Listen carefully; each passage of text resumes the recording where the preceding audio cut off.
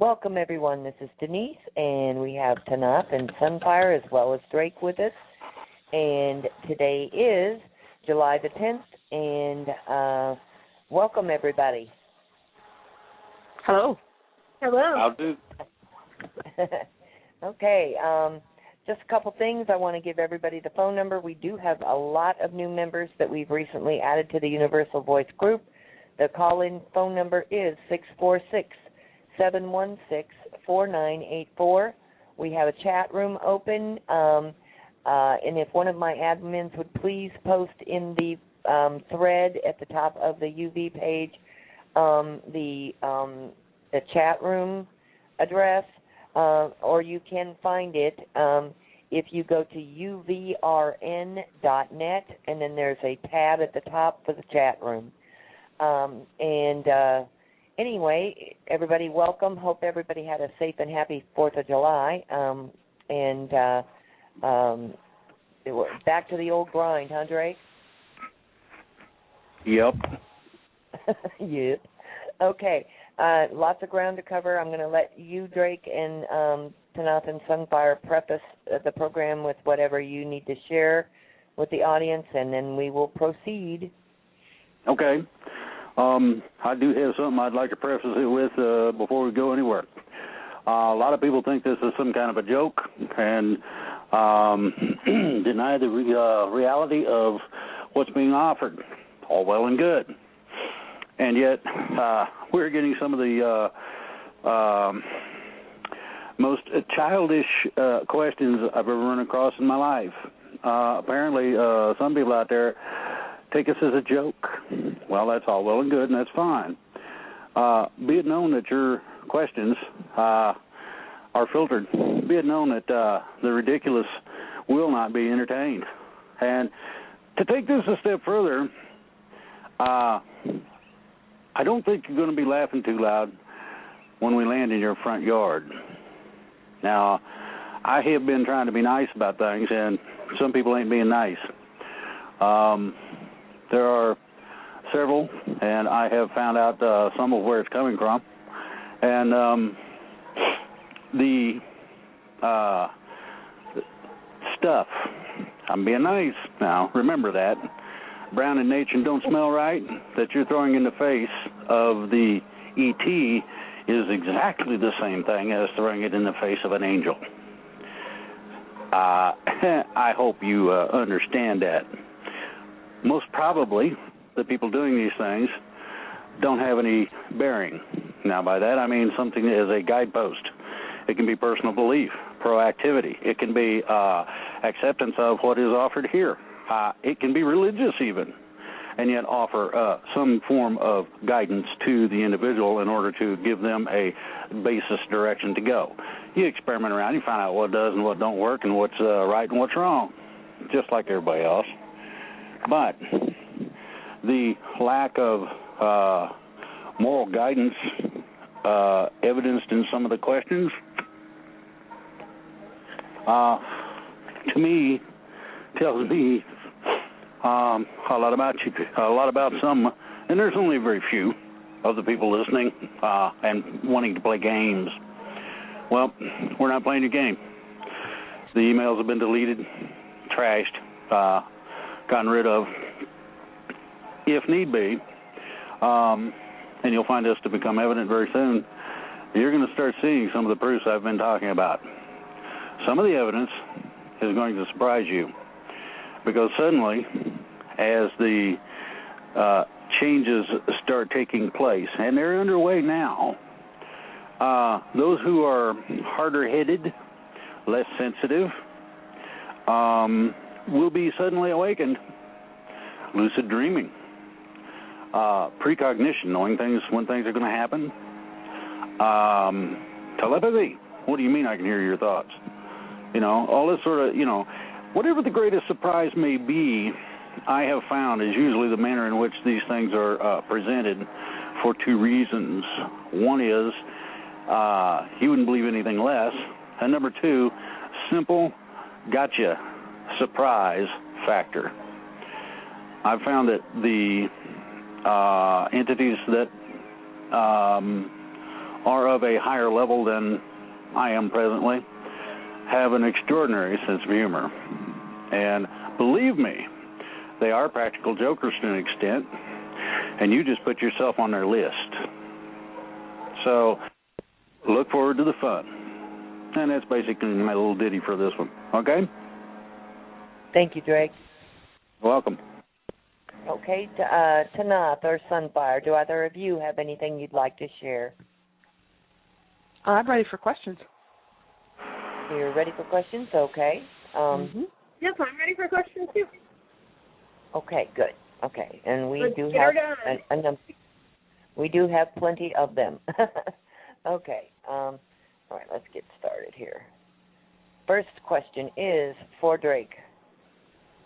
Well, it's actually for any of you. You had suggested that supposed imaginary creatures such as Popeye and Santa Claus actually do exist. We already asked that one on the last show. I'm sorry. That's a repeat question. Ben Fulford wrote in a recent post that the Cabal is willing to surrender. The signs I would look for are the gold and silver price suppression to be lifted and the Keenan case to go smoothly. Even if the Cabal should surrender, won't the interest rates still increase due to Basel III and cause the derivatives bubble to implode, bringing down global stock and bonds, as Lindsey Williams is saying? Pretty much generally correct, but less specific. First of all, the Cabal had their chance. They'll not get another one. If they wish to voluntarily surrender themselves, that's fine. They'll be accepted and protected. Second part of this is that the derivatives will not cause an implosion of the stock markets per se. What you'll have is that the derivatives that underwrite bonds will affect the bond market. Now, the bond market does go to valuation of a corporation, so you will have some reflection of this in the stocks. It will not be a cascade, everything goes over the waterfall kind of deal. Not right at first. If the Cabal, which has not surrendered, by the way, in any way, shape, or form, and is actively attempting to kill Neil Keenan, wishes to show me, then yes, get your foot off the COMEX. That's one. Number two, allow the financial institutions under Basel III to absorb the cost, as they should have in the beginning anyway. And number four, show me that that they are willing to accept the fallacies, lies, and falsehoods that they've perpetrated upon the people, to the extent that they are no longer in any position of power, never to be trusted with that position or a position like it again. If they're willing to accept that, you can come and surrender. And yeah, they got my address. They know where I live. If they wish to come and show up, we can work something out.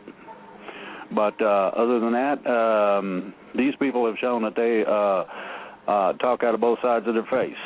Oh, we want to surrender. Now, why are you trying to kill us? Yeah, right. Okay. We get the message. And no, we're not going to give up.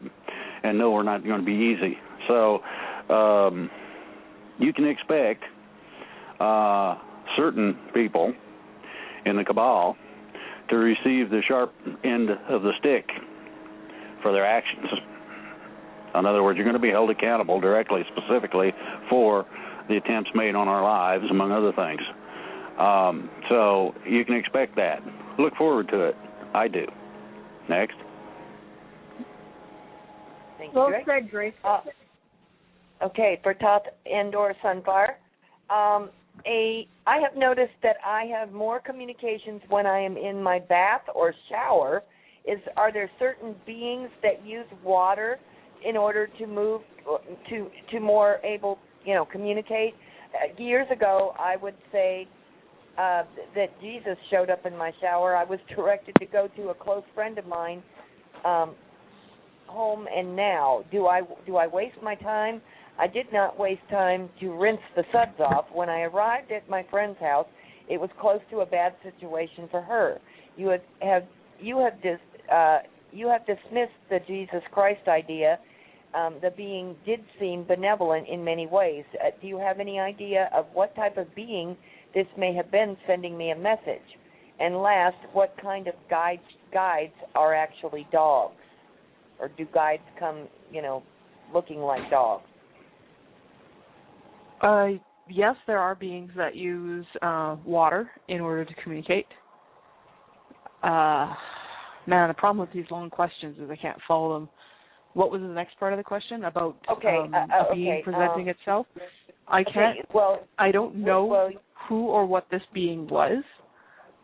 Generally, if it's trying to present itself as that kind of a figure, then it's usually a dishonest being. But if it was acting benevolently, then as long as you weren't harmed or your friend wasn't harmed, then there's probably not going to be a lot of problems that come with this.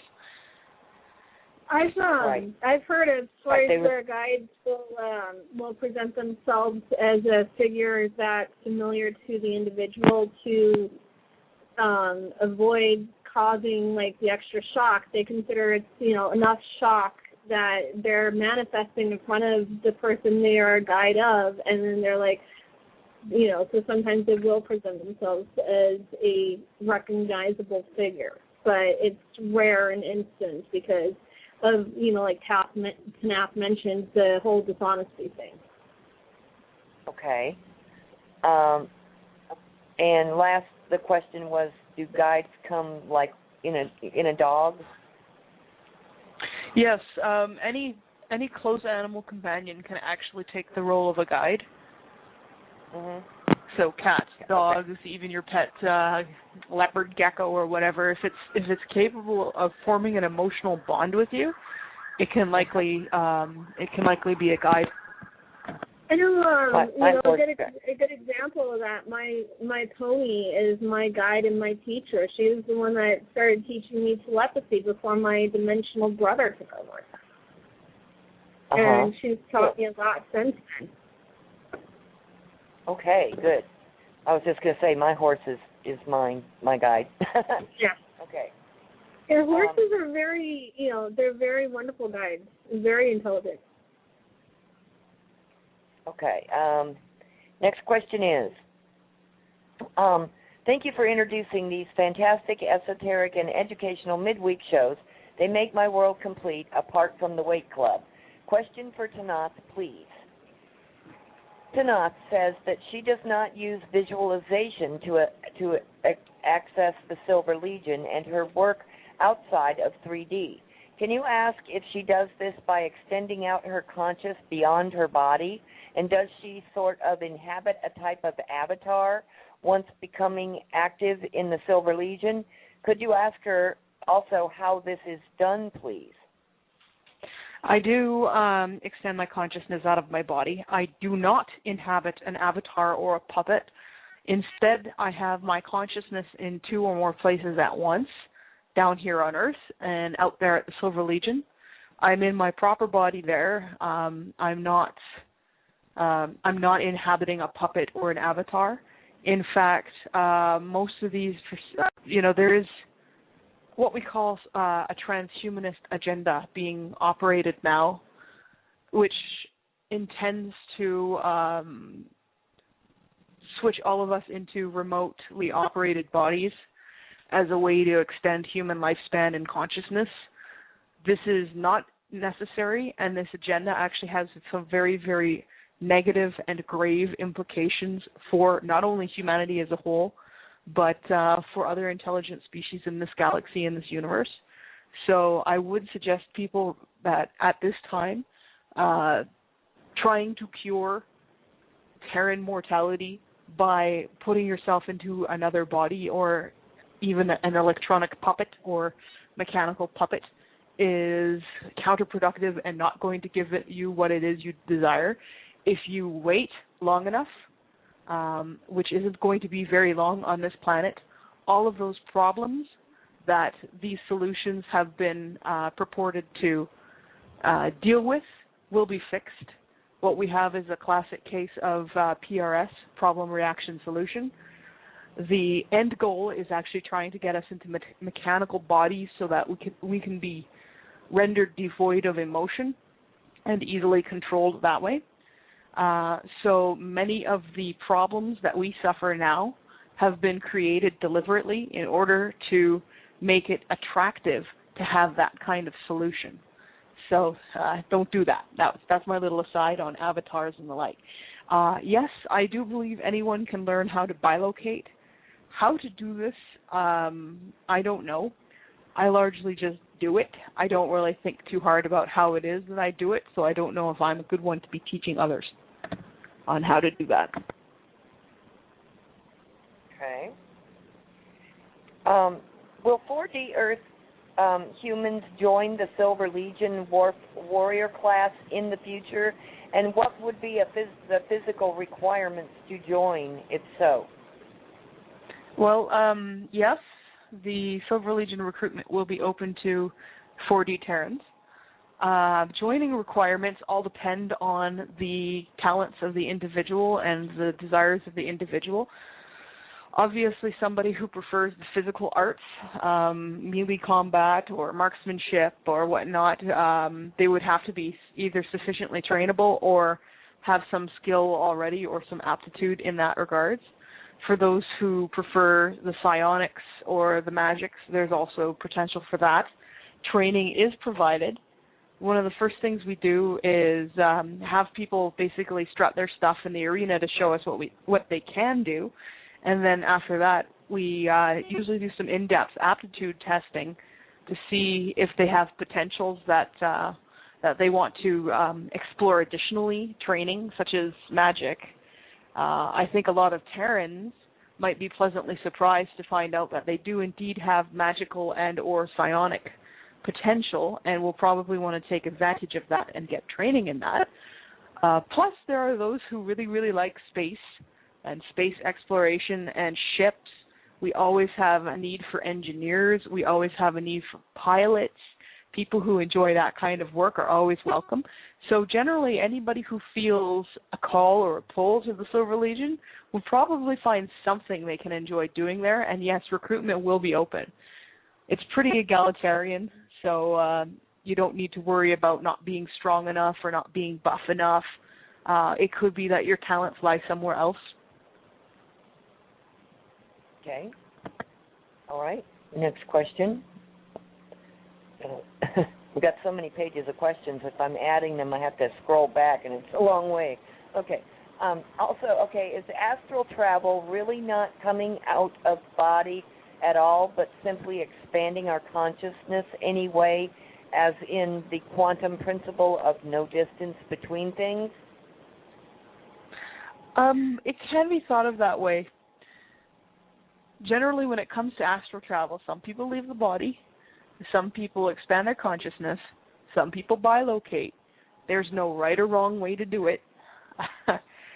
Yes, some people do indeed leave the body entirely. Those are generally the ones who speak about having a silver cord.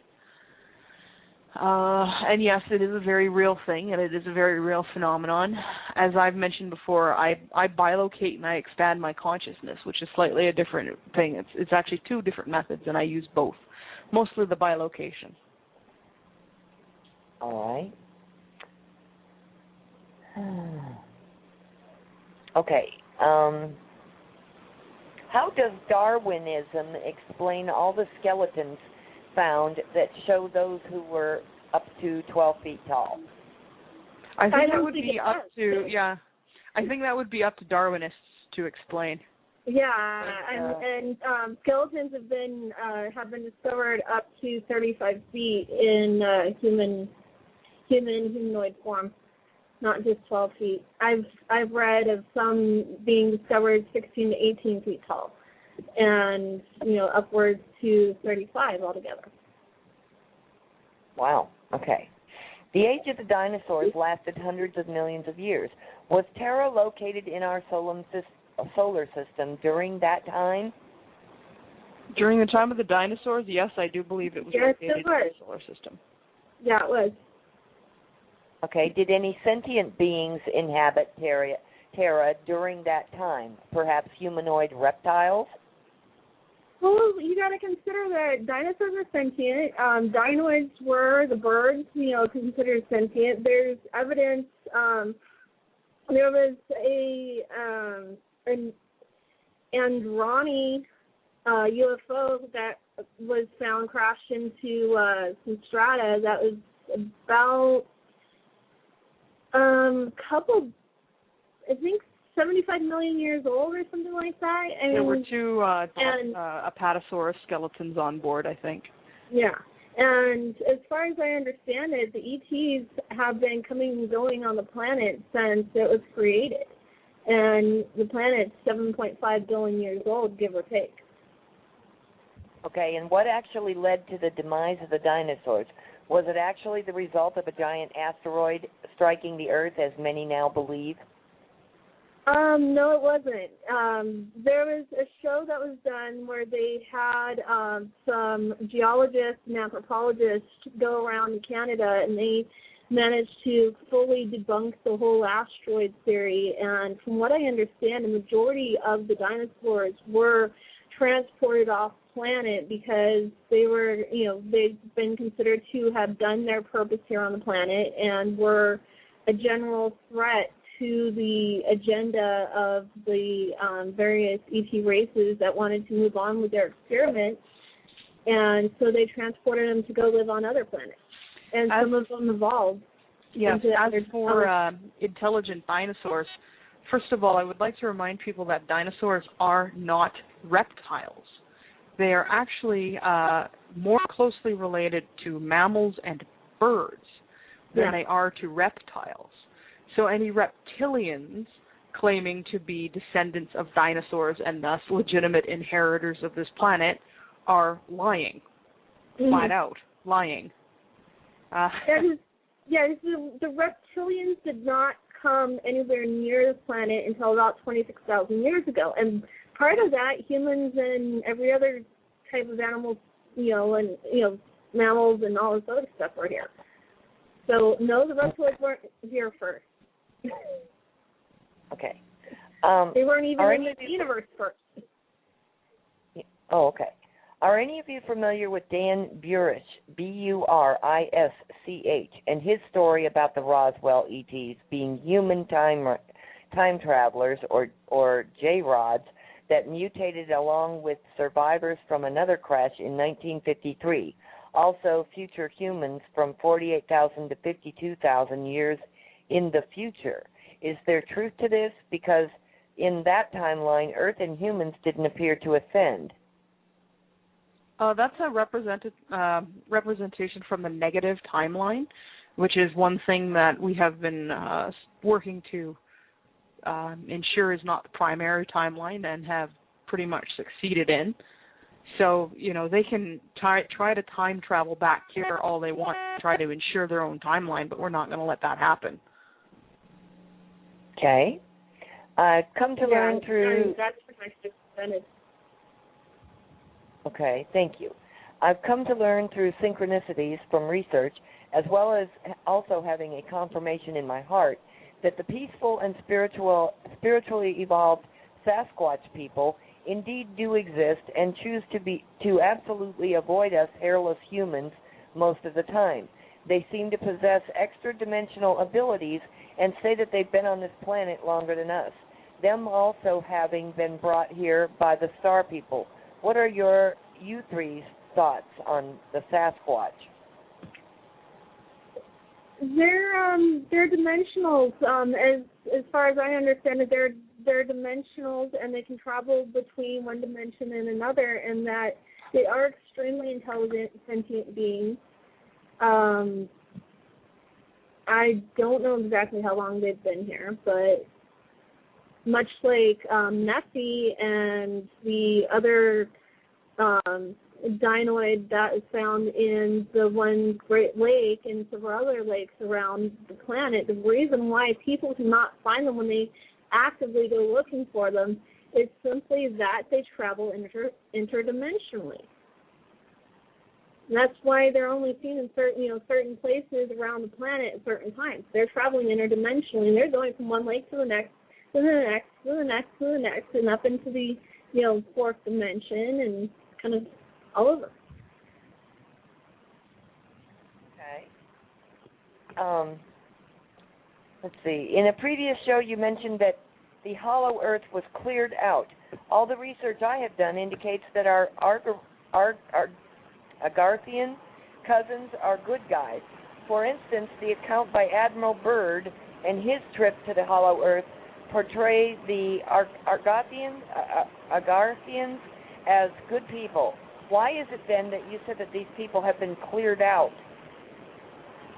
They were found to be actively working to maintain the soul trap and the oppression on the planet. So while some might have been good, it was felt that it was best if they would be removed until this is over, so that they cannot continue to interfere. And this is also at the request of Gaia. And they were determined to, they were basically determined to not be acting in the best interest of Gaia and her people here on her surface. But she expressed her opinion about wanting them gone quite avidly by dumping a boulder on one of their heads when they were protesting. Remember that? Yep. Okay, let's see. This question, I think, was already answered again, too. It had it has to do with Lucifer and Sananda. Do you recall that question? Yeah, we already answered that one. Yes. Okay, that's what I thought. It's impossible for me to remember all the questions, and I don't know if I've just seen them when they're submitted, or if we've, you get when you right, got, hey, we definitely answered that one last week. Okay, let's see.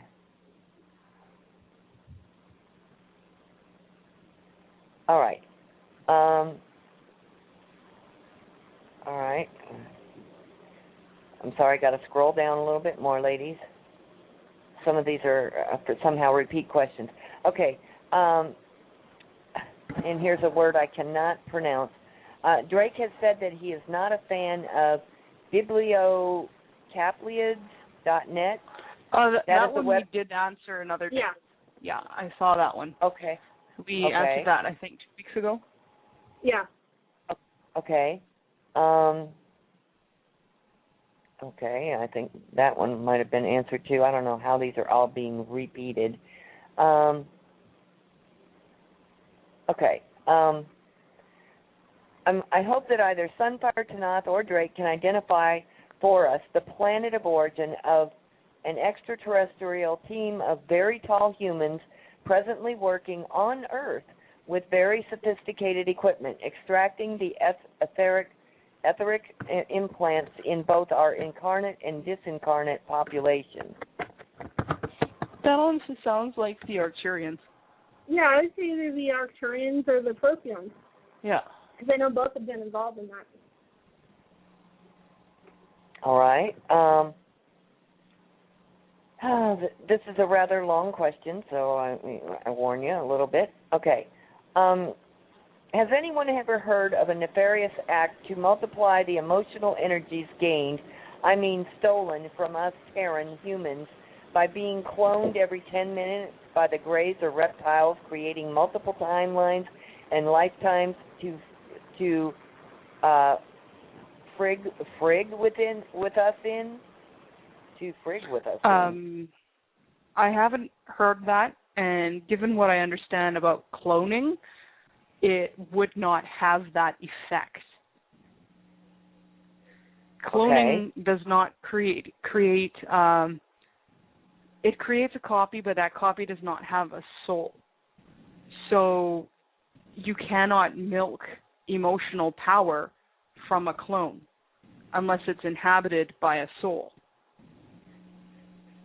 So, for instance, if the original body dies and then that soul goes on to inhabit a clone, which sometimes happens if there's been a clone made, then yes, you'd be able to get emotional energy from that being still. But in the case that this is talking about, cloning somebody every 10 minutes in order to milk them would not actually produce a milkable result. So that sounds like a bit of disinformation, or perhaps something that's intended to panic people. I wouldn't put a lot of faith into that.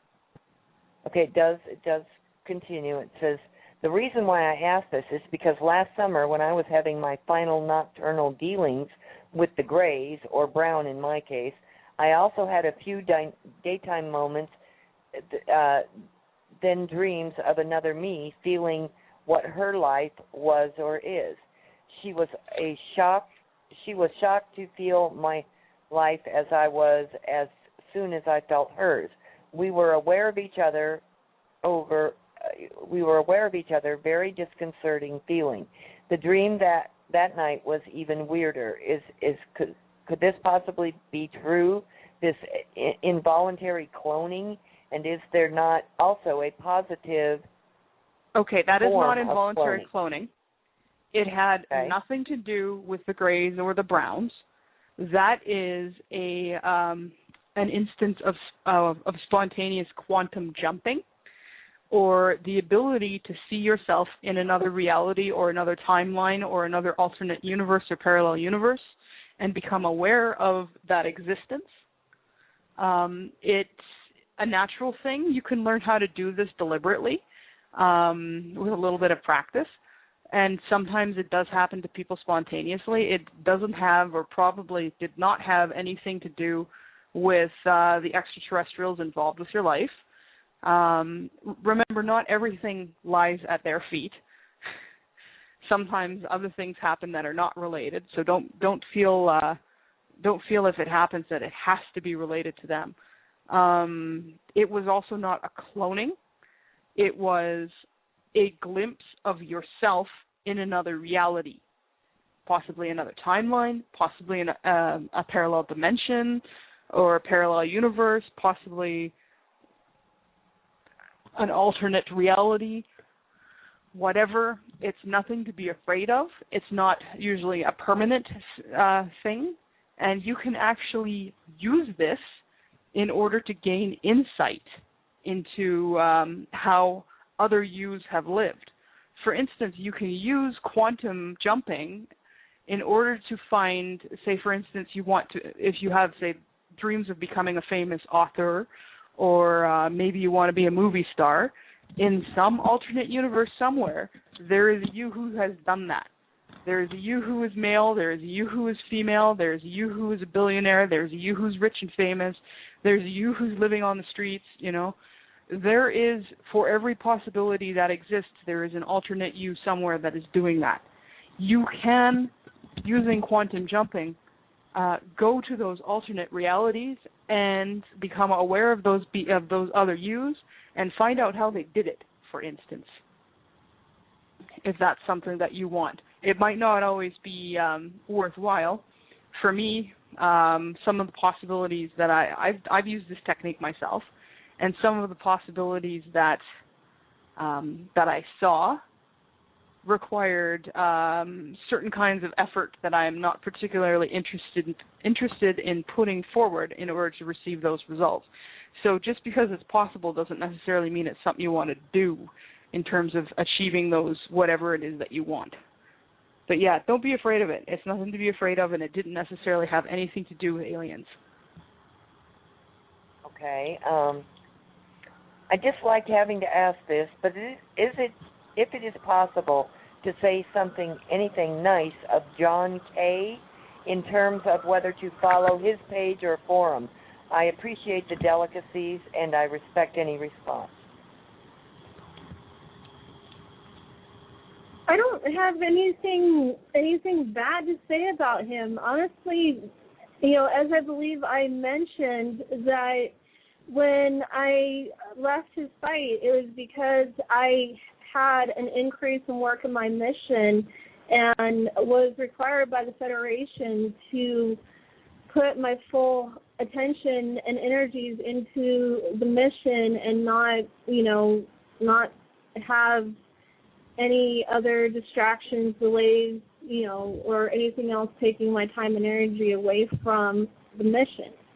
And that's what I signed up for before I even came down here onto the surface.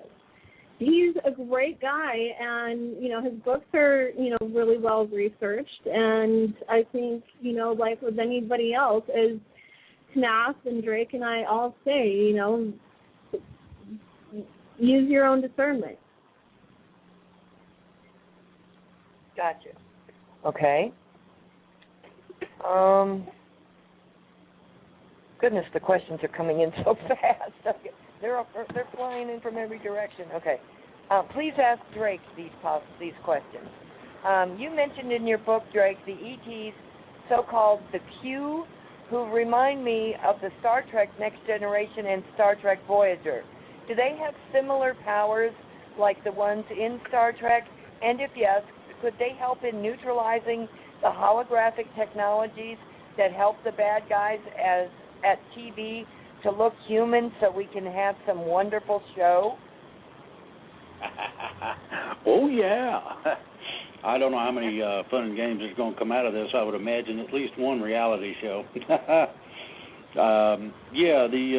Those powers and abilities are real.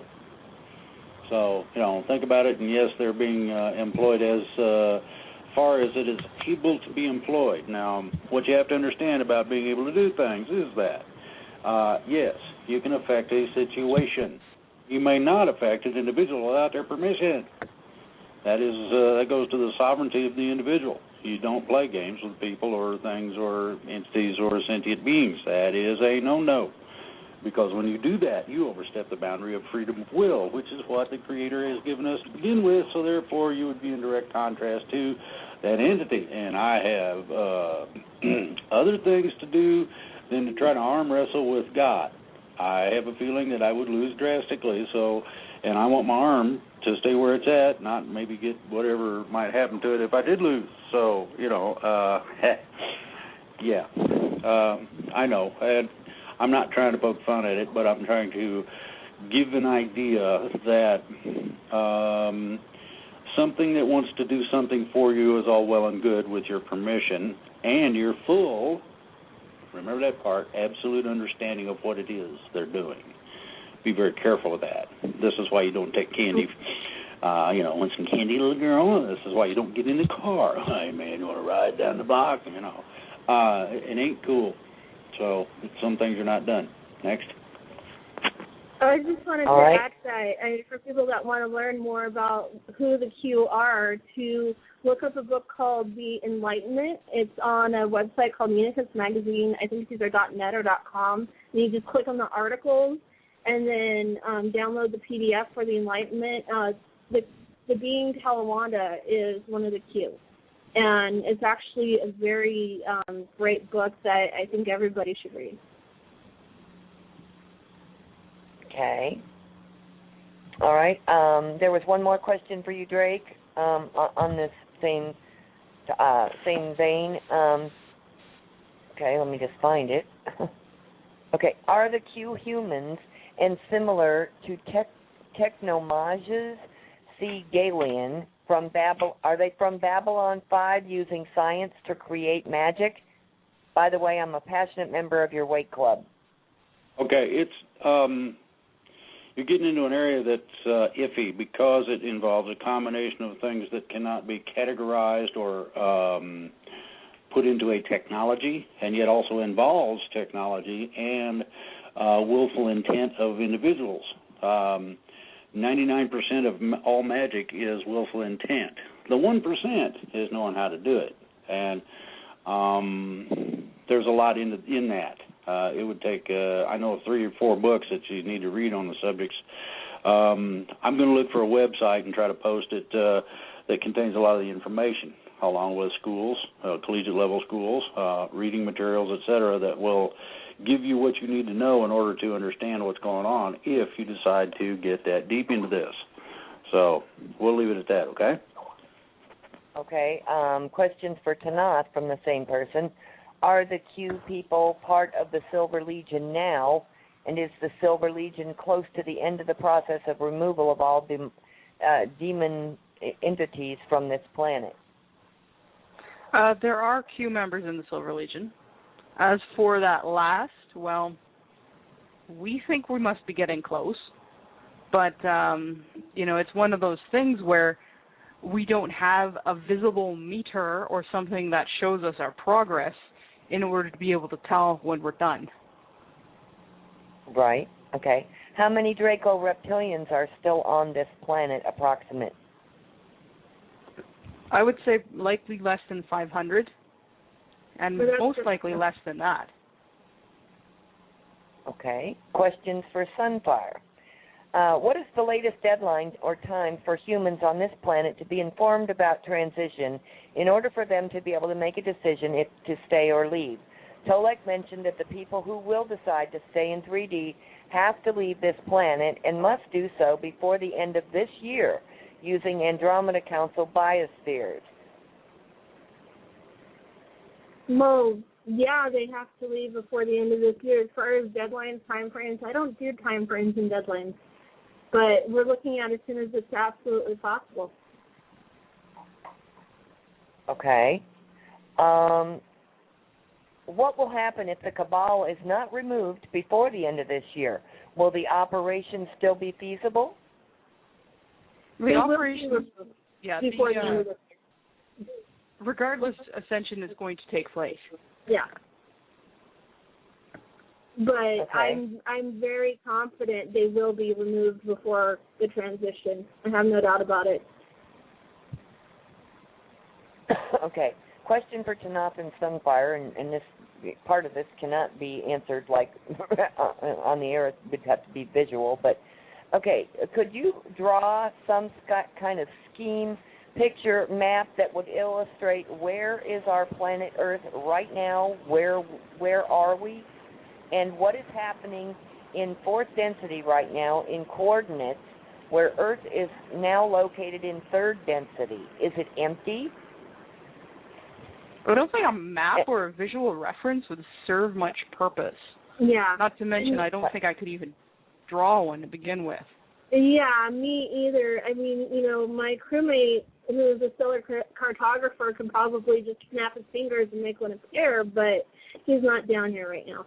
And no, it's not empty in 4D. The planet exists in multiple dimensions. As far as I understand it, all the way up to 12D. There's a representation of the planet. A placeholder, so to speak. Yeah, placeholder. Yeah. And the majority of the planet's essence and presence is in the 4, 5, and 6D. There's only a small portion of it currently in 3D. Okay. Will Earth be viewable from third density? Yes, it will likely be. There will be a placeholder still in third dimension. It will be one that is rather on the barren side, so it's not a place that's going to be very habitable. As far as I understand it, it won't be habitable at all in third dimension after the transition. Okay, if we have anything but a gas planet, like you see Jupiter or you see one of the other, gas planets. Jupiter in 4D and higher is a solid planet that's inhabited, but here in 3D, because it's already transitioned higher, it's a gas planet. Okay. This same person had asked, if you were able to draw a scheme, picture, or map that would illustrate where Earth is now and what's happening in fourth density and coordinates and all this, to explain more details on this concept, and please draw this instruction and publish it on your homepage. Yeah, my drawings are gimpy and not very good. So good luck with that. I tried to draw Tanaath an image of something today, and it ended up looking like a preschooler tried to do it? Slightly better than a preschooler. Slightly better than my attempt. Okay, next question. Can you please shed some light on who the angels are? Are they regular flesh and blood humans, or are they spirits? God's messengers, as we understand them? Please help us to understand this. Okay, first of all, which God are you talking about in terms of messenger? Angels are a class of celestial beings There are multiple types of them, including elemental and other varieties. Some don't even have forms as we would consider it, but instead just appear to be pillars or beings made out of pure energy. Others do have forms and take the form of a humanoid or winged humanoid. There are many different kinds of angels. Some are affiliated with various gods. Others are not. They are more than just messengers. In many cases, angels are powerful creative beings in their own right. Ones with free will, and no, it had nothing to do with rebelling from God or anything like that, but ones with free will are also fighting to ensure that other people retain free will or regain it if it's been taken away. So there are freedom angels, and there are angels incarnate among us, but that does not mean that everybody is an angel or that people become an angel when they die, any more than people all become a dragon or all become a tree or all become a ferret when they die. If you are already a dragon, a tree, or a ferret, then you can be one. If you wish to go back to source and then get born again as an angel, a dragon, a tree, a ferret, whatever, you can do that. There is that choice. But you don't get to automatically become something without going through that life. And I also wanted to add to that not all angels are positive. There are positive ones, negative ones, and there's neutral. That's one thing that I wanted to add, but I think Tanaath answered the question perfectly. Okay. If we are supposedly getting millions of ET visits, why then can the Silver Legion or Andromeda Council not land on Terra? The Andromeda Council can land sometimes. I don't know exactly all the details with that. The Silver Legion appears to be specifically blocked right now, but we are working at fixing that. I have seen my ships in the sky and had tricks on request, so I'm pretty sure it wasn't something like a satellite or a meteor or, a plane, because if I'm giving telepathic requests for them to do something and they're doing something, well, that's usually a pretty good idea. And no, I don't have a camera capable of capturing night sky movements, unfortunately. And I wanted to make a recommendation there for people that do want to videotape UFOs. My highest recommendation is one that has experience with videography and lighting and all that. Get a true full spectrum camera. True full spectrum video camera. Because you will get the best results out of one of those cameras. Better than you would with anything that has night vision. Anything, the standard video camera, especially for videotaping UFOs at night, you're going to want a full spectrum light camera. That'll have to go on the wish list for now. I just don't have the money. Yeah. Okay. Usually you can find them in the, on the ghost hunting websites. Ghost hunting websites? Okay. Yeah. All right, next question. Yeah, the ones that have ghost hunting supplies. Good. Okay. Next question. UFO report from Snowden's latest report. What are your thoughts on it, and do you think that he's for real? I, for one, don't know. Please let us know your thoughts. Hey, Drake, you got anything to say about Snowden? Yeah. I'll pass that one on to you. I would suggest that the United States government stand down and let it just die out. I will further suggest that we have a problem with the United States government in terms of their actions and activities and attitudes toward we the people. I found a nice little report from a certain judge on Fox News today that most of the successful prosecutions from the NSA eavesdropping, wiretapping, illegal horse hockey comes from the content of the knowledge of a crime committed and not reporting it, rather than any of your terrorist fun and games. So, NSA, guess what? Your own records show that you're lying to us. How you like being called a liar, you fat things? Nick? Okay. Tanaath, can you please speak more about the soul trap or karma wheel? Was it taken down, and when, and if so, by whom?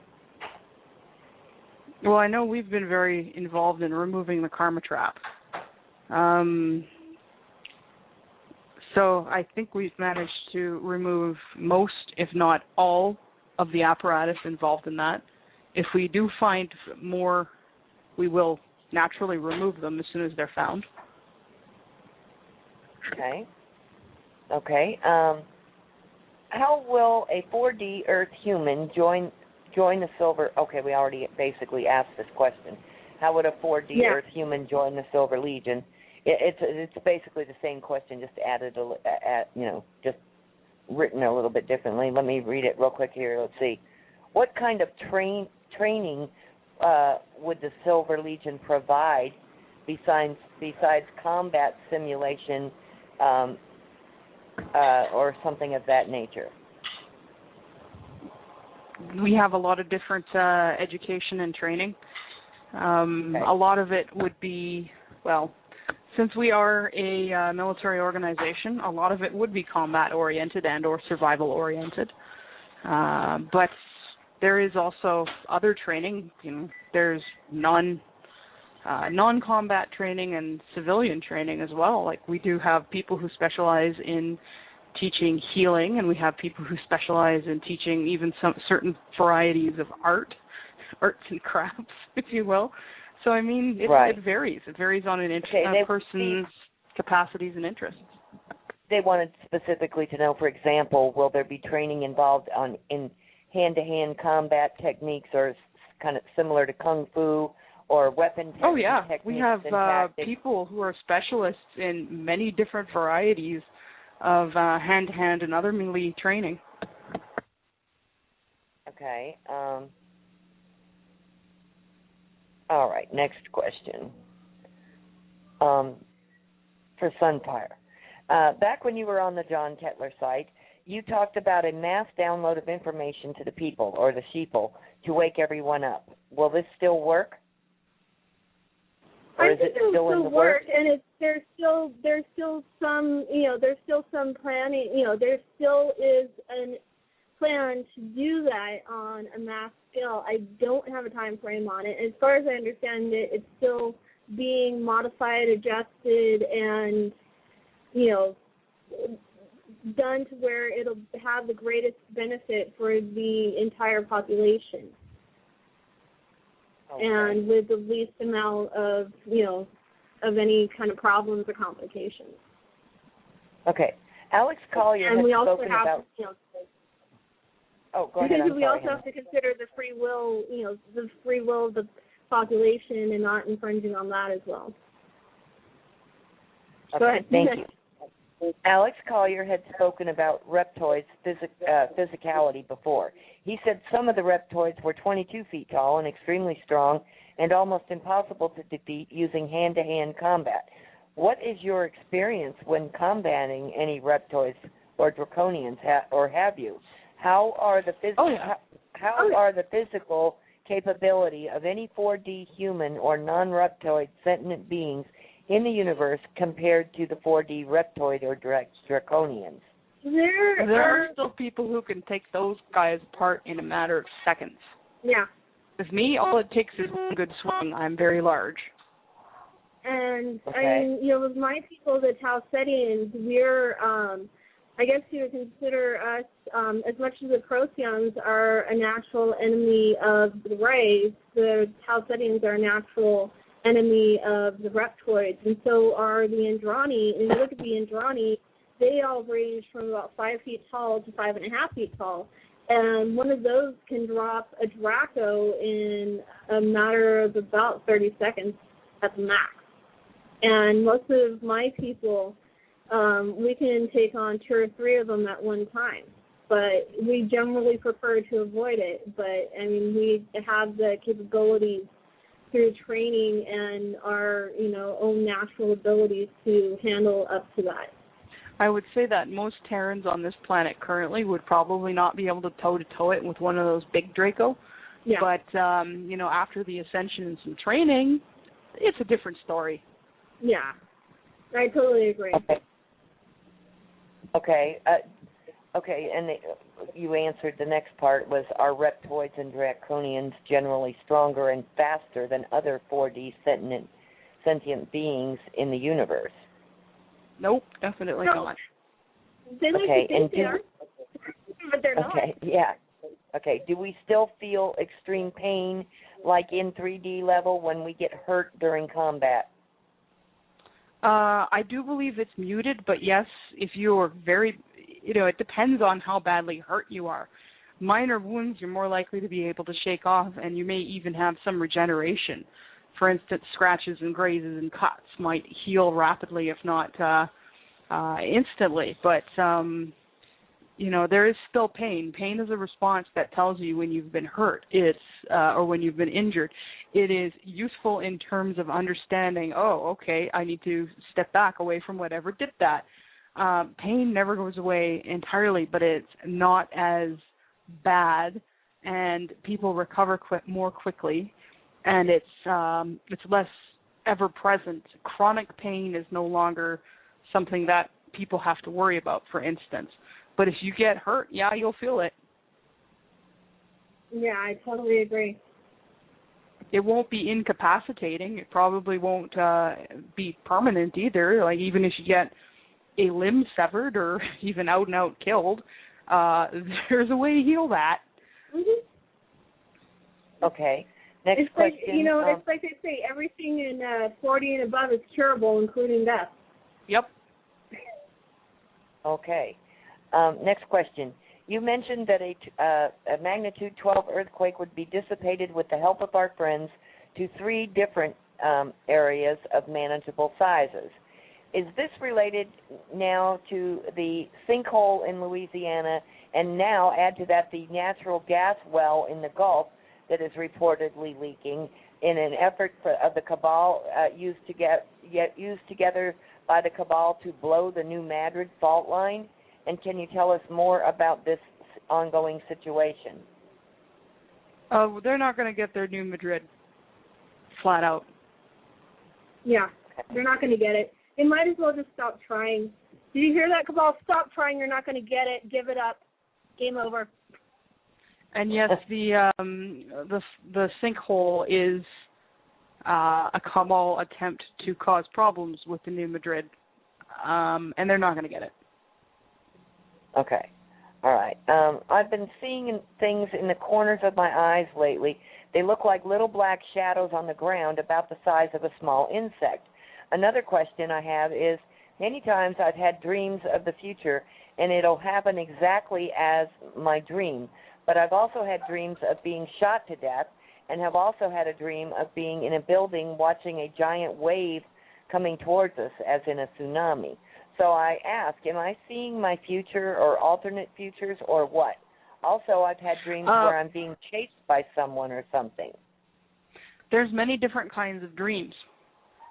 Not all dreams are the same.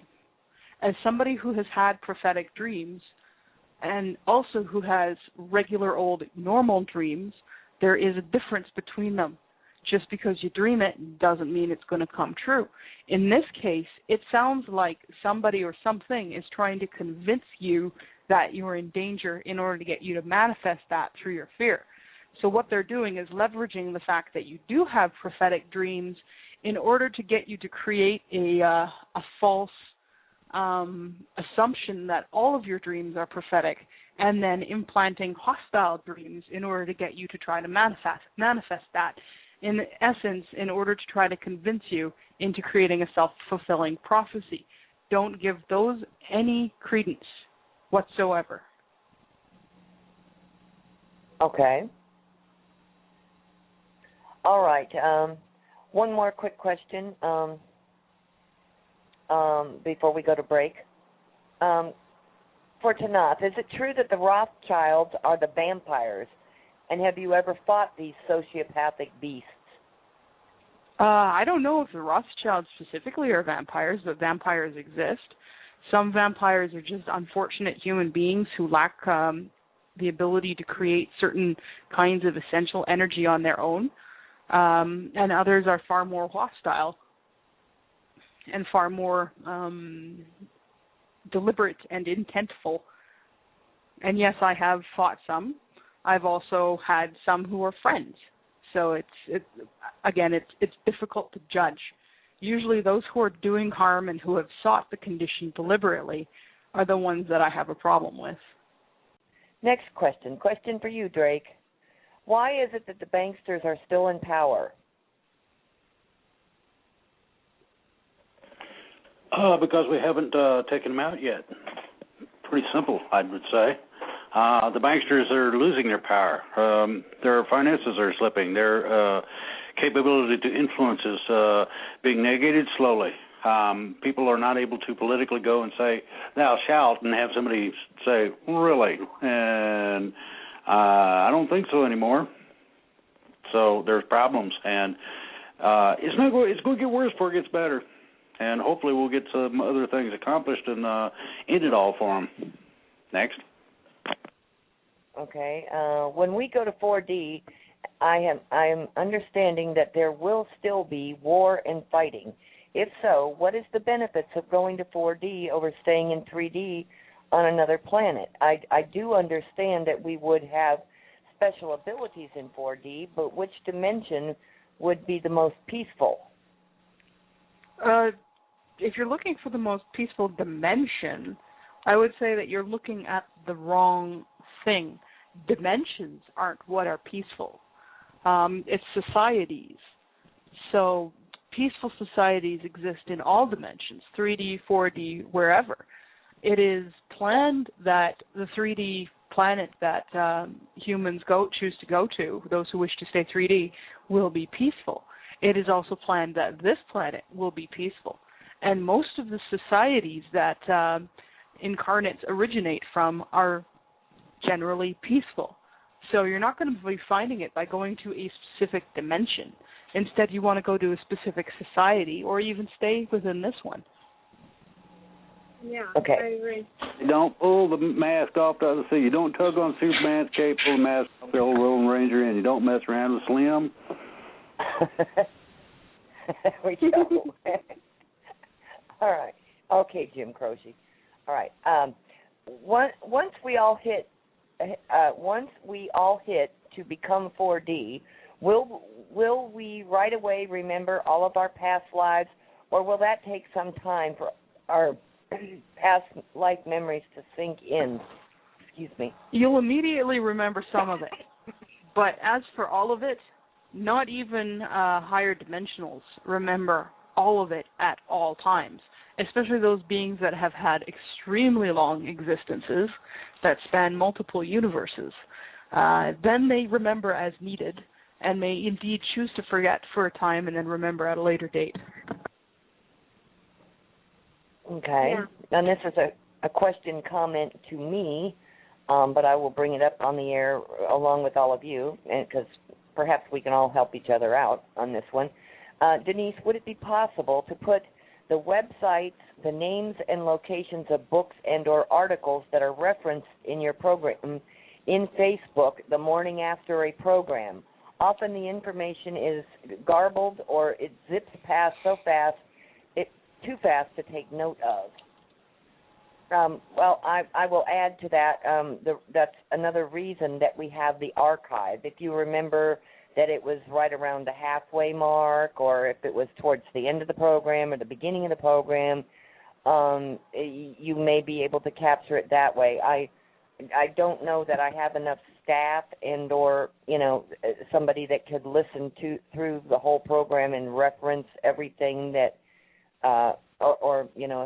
if I can get one of my helpers to take notes during the program. We do have somebody who is diligently working, and I know that at least 2 of the programs, if not more, are being transcribed, and the documents, the Wednesday programs are being transcribed, and huge thanks for doing that, and that is being posted on the Universal Voice Facebook group in the documents section. So we will have the transcriptions of the Wednesday programs available shortly. It does take, you got a 4-hour show when we have 27 pages of questions and everything. It is a daunting task to transcribe the program. Again, thank you to everyone who is working on that. Thomas and oh my goodness, I'm having a lapse in memory here. But we have people who are working on that, and transcripts will be becoming available, but only through the Facebook page as of right now. I will make every effort to make those available on Drake's website as well as the UV page too. So maybe that will be of assistance. Okay, Tanaath or Sunfire. There is a constant noise in my head that sounds like a soft summer night. It doesn't really bother me per se, but I was wondering whether it might be a negative vibration that keeps me from experiencing true peace and joy. And I often find myself feeling tense. Is this possible, and will silence reign once I pass into 4D? I don't know. I'm not particularly well versed in that phenomena. I mean, it's a good possibility that what the person might be hearing is the Schumann resonance of the planet. I know some people are sensitive enough to hear it. As far as, the times when the individual is feeling tense and stuff, I would say examine your environment and what you're feeling, what could be the cause at that specific place and time. I wouldn't say that tone that you're hearing constantly is the only cause. This is one thing I recommend because it will help you develop your instincts and your intuition, and also develop your ability to track sources of energy and that kind of thing. And it goes into your protection and defense that everybody needs as an individual anyway. All righty. Okay, the next question is for you again, Drake. How much of the financial aspect that Neil is working on and the plans to revert back to the original Constitution and Bill of Rights is of paramount importance to us when we get to 4D? Are we trying to make these changes for those who are going to remain in 3D and move to their new planet so that they have a good start on their new civilization? We got an echo. Yeah. Yes? Anyway, okay. Basically, it's real simple. We need to do everything that we can to prepare ourselves, mankind, society, etc., in such a manner that we can be as compatible as possible before the transition, meaning that we have very little time to do so, meaning that there are going to be what will be considered extraordinary, and in some cases sudden, changes. These things are for the general direction needing to be taken in order to allow mankind to be as peaceful with each other as possible in order to make the transition itself smooth for us. Those who would enter in fear, extreme anxiety, extraordinary paranoia are going to have a rough time of it. It may actually leave what would be considered scar tissue in 3D. It can, in some cases, cause the demise of individuals. It varies, depending on the depth of the fears involved. That is the reason for the introductory of this show. That is the reason for getting answers to a majority of questions in general about what is coming up. So you've got the spiritual ET angel side in conjunction with the humanity side of making sure that we got our stuff straight so that we can go, that's different, and go along with the show. Next. Okay. I heard that, let's see. Oh, never mind that question. Thank you.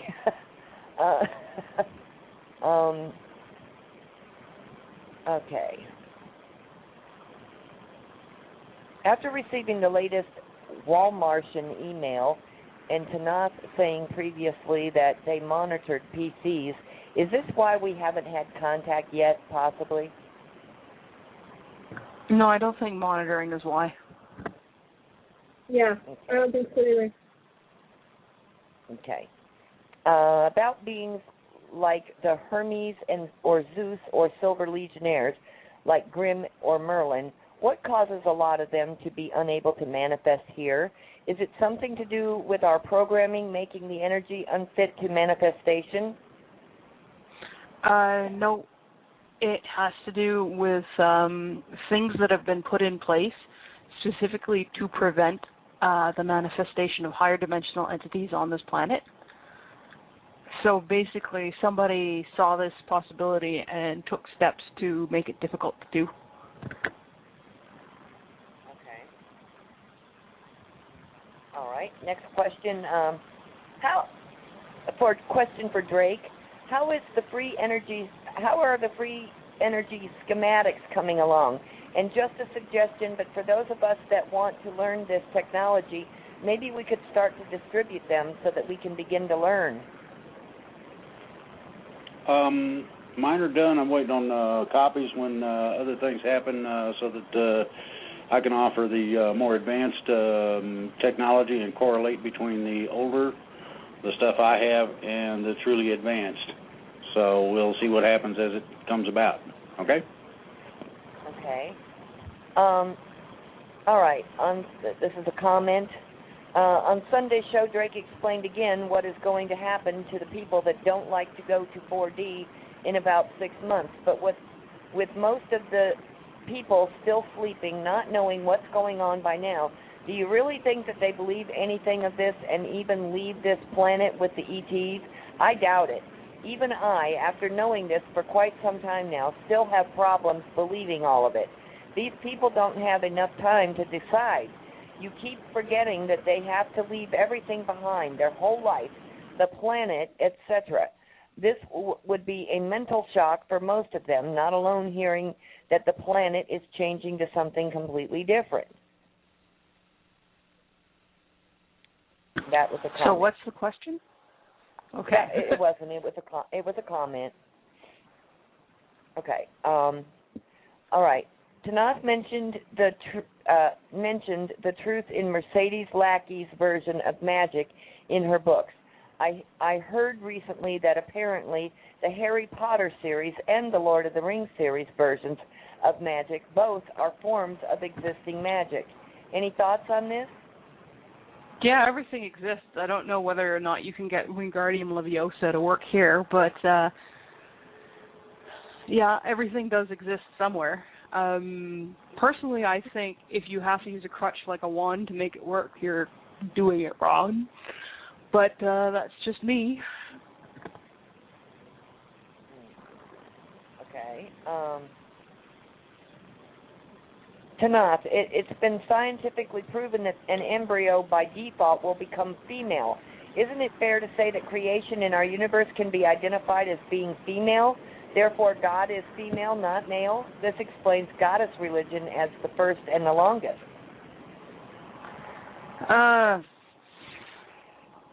Not really. Yes, human fetuses are by default female, but you're conveniently forgetting that there are species out there that have more than two genders. So at what point, what do we say about them? Is it the same case for them? Well, maybe not. So the default of creation is ungendered. Okay. Gender is chosen for the fun of it.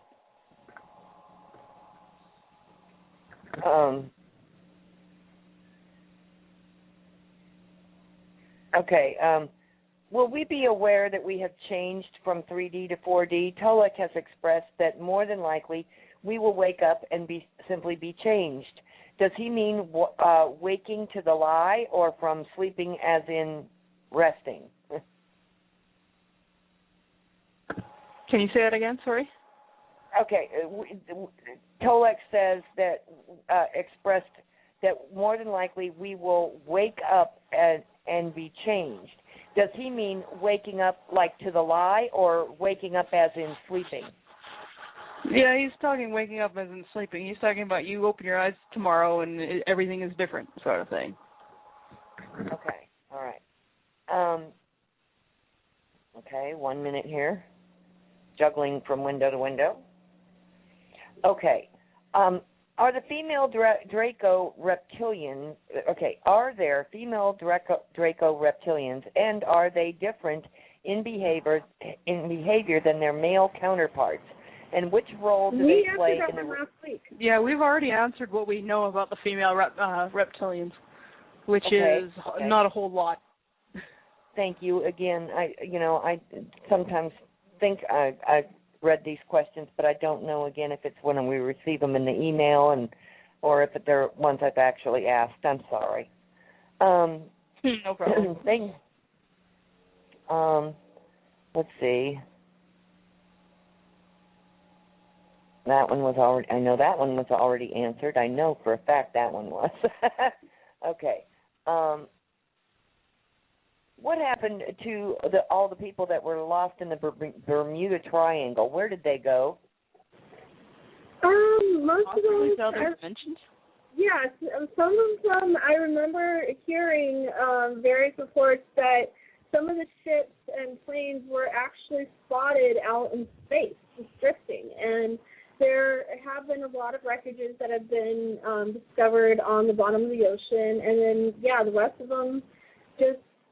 Various dimensions. The Bermuda Triangle is the Seagate.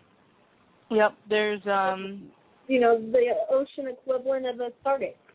There's been evidence of time travel, dimensional travel between planets and universes. It's a gate there. It does stuff. It takes you places. Not the kind of thing you don't want to go through a gate that is acting rogue, because rogue gates generally are very, very unpredictable. You never know where you're going to end up, or if it's even going to be survivable with whatever equipment you have on hand at the time.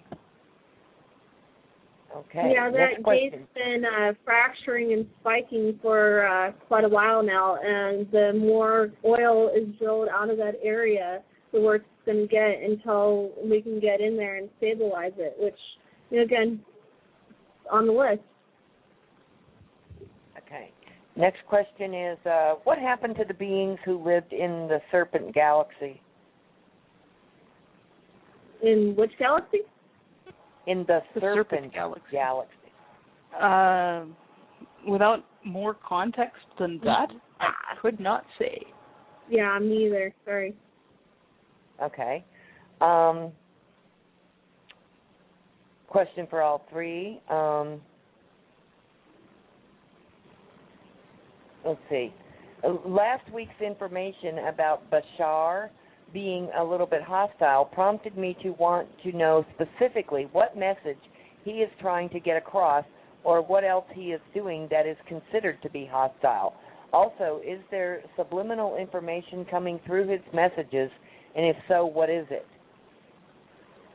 I think there's subliminal and mind control messages coming through just about every bit of the channeled information that comes out, especially those, the GFL, Ashtar Command, etc. As far as Bashar, one of the things I know, which has even been brought up in the questions, is that he promotes putting his information above your own instincts and intuition. And one of the things that Drake, Tanaath, and I keep reiterating constantly on every show, never put anything above your own instincts and intuition and gut feeling. Yep, and that includes our own information. Yeah. We can get it wrong. Usually we won't we're not doing that deliberately, but there's nothing stopping us from being mistaken, genuinely mistaken. Use your discernment, always. And in cases with some people who have been out there being gurus and teachers, a lot of the stuff they put out, the introductory stuff, is spot on.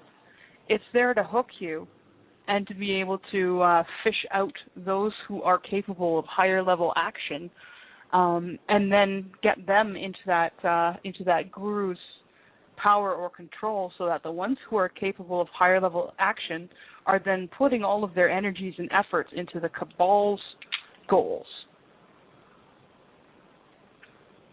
Okay. All right. Is the Rogue Gate the Crystal Pyramid? Yes, it's associated with the Crystal Pyramid at the bottom of the Bermuda Triangle. But it's associated, but they're two separate things altogether. Okay. What does the terrain... Oh, okay. All right. What does the terrain of Earth look like in 4D presently? I mean to say, if one were to go into 4D ahead of the shift, what would they find when they got there? If you were to go to 4D now, what you would see is it would look kind of like a ghost world. You would see the outlines of trees and the outlines of animals, and there would be some plants and animals that would be genuinely present or fully present. You would see a lot of beings, higher dimensional beings that are there. Mander's showing me that it looks, to him, our world, it looks spectral. It looks insubstantial in the 4D, but it's still visible. Okay. Neat. Okay. Next question is for any of you. Who are the wing makers, and do they exist? If they do, have the 7 sites been activated? The original wing makers are different than what is out there now. Unfortunately, they were another one of those groups that started out with really good intentions and really good information and got co-opted by the bad guys. And as far as the 7 sites, I don't know. I'm not familiar with which specific 7 sites those are. And everybody seems to have like a 7 sites or 15 sites or 12 sites. It's like we need more context for that.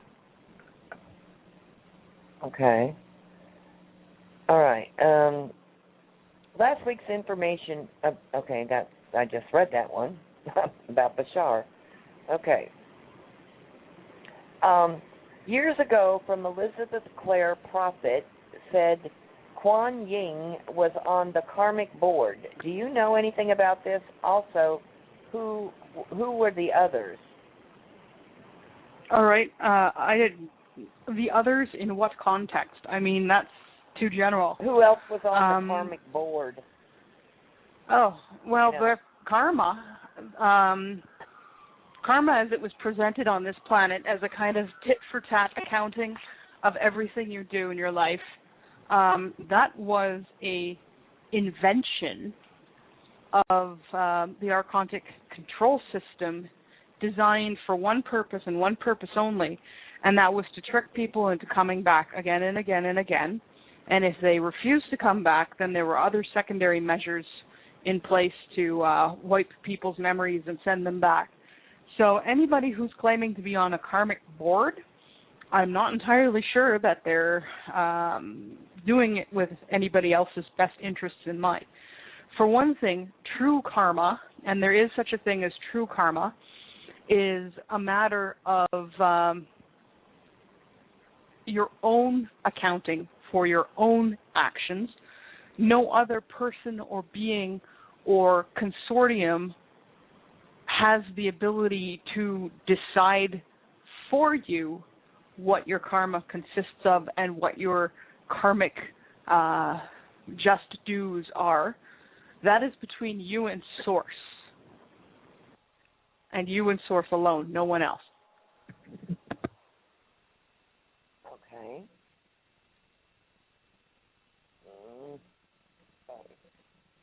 All right, 1 minute. All right. Also, what is Kuan Yin's mission or purpose for the human race, if any? We have been taught that when we pass on, we stand before the karma board. If what we have accomplished or not accomplished is viewed, and at a later time we incarnate again and finish what we were meant to do that we did not accomplish, if anything. I remember you saying that karma situation was in error. Yes, it was an error. I don't know who Kuan Yin is. I don't know why this person would be claiming to be on the karma board. If they are on a karma board, well, given what I know about karma, I would trust this individual to be on my side. Considering the last time somebody tried to pull karma with me, in between lives, I told them to F right off and stomped out of there. Yeah, I don't think so. I don't know who Kuan Yin is. I don't accept anybody else's authority over me in terms of karma. That is between me and my Creator and no one else. And such it is for every other being. Your karma is between you and the Creator. No one else. Okay. What would be lacking in criteria for someone to not want to progress to the fourth dimension? What? Say that again. What would be lacking in criteria for someone not to want to progress to the fourth dimension? I really don't understand that construct. Lacking in criteria? Perhaps the person who wrote that question could rephrase it and explain better what they mean by that. I think it would just mean, why would anyone not want to progress to the fourth dimension? Well, you're thinking of dimensionality in terms of progress. One dimension isn't necessarily progressing over another. Even beings that are very, very high dimension are not necessarily better than a lower dimensional being. They may have had more time at it. They may have different abilities, but that does not make them better. In some cases, even high dimensional beings can be quite immature, although it's definitely rarer. It's all about levels of experience, learning, experiencing. There's experiences that you can have at the third dimension that you cannot have at any other dimension. There are experiences at any dimension that you can't get in another dimension. So it's all about experience, and in many cases it's about having fun. Some people honestly enjoy the 3D experience. Yeah. I think a lot more of us would enjoy this one if it hadn't been so tainted. And I've got somebody at the door, so I'll be right back. I think also, to add to that there are some people that just spiritually are not ready to move on to the fourth dimension, that they still have more lessons to learn here in 3D. And so, for them to move on to the fourth dimension before they're ready, they're going to be missing out on a lot of lessons and a lot of things that can only be, as Tanaath said, only be experienced and learned here in the third dimension. And when you're looking at the whole going up in dimensions as a process of spiritual growth and soul growth, then the most ideal thing is to learn as much as you can and experience as much as you can in each dimension before you transition up as an individual. Okay. I read an article recently which stated that the battle between light and dark is increasing every day, and that Gaia seems to have taken sides to the light end of the spectrum and is now going to start physical manifestations of this, quote, side-taking, unquote. Can anyone confirm or dispute this and discuss it, please? I don't know what I can really discuss. As far as I understand it, I don't know. Drake, you want to take that one? Drake? Yeah, I'm having a running argument with an idiot. Would you reread that question, please? Sure, Drake. I read an article recently which stated that the battle between light and dark is increasing every day, and that Gaia seems to have, quote, taken sides, unquote, to the light end of the spectrum, and is now going to start physical manifestations of this, quote, side-taking, unquote. Can anyone confirm or dispute this and discuss it, please? I won't discuss it because the particulars are not to be known at this point, but I have been in conversation with Gaia and have her full cooperation in what we are attempting to do, explain some things in terms of actions she could take. She started taking them immediately upon my presentation of them, and I hope to start seeing interesting results in the near future. That's about as far as it goes. Okay? Gotcha. Okay, next question. Alex Collier mentioned that the Andromedans are in awe about our creations that keep intact when we turn our back and don't keep observing them. For example, while on a 2-month holiday, our house does not collapse back into the quantum field, it will still be there when we come back, although we have not observed it for so long. Apparently, they have to keep everything going with technology while we do it with our mind. Do you know anything about this? Is this a 3D thing because time is so slow here? Will we keep that ability when we go to 4D? I would say yes, it's a 3D thing. It can be maintained in 4D, but as mentioned, it requires, for the most part, because of the holographic nature of the universe, it requires some sort of technology, or it requires some other method of maintaining its existence, or it will, like, pop back into the, it'll pop back in and it'll pop in and out, as the Andromedan experience. Okay. Alex Collier talks about the Patal, P-A-A-T-A-A-L, or Patal, ancient race that got themselves into this mess, and the Andromedans don't really know how to help them. And the Andromedans don't really know how to help them. Do you know anything about this? I presume it was creating the 3D realm and physical bodies for the sake of experience, and then inhabiting the 3D bodies and getting stuck in time or emotion. I don't think it has anything to do with creating a 3D experience or, getting stuck in one specific time or emotion.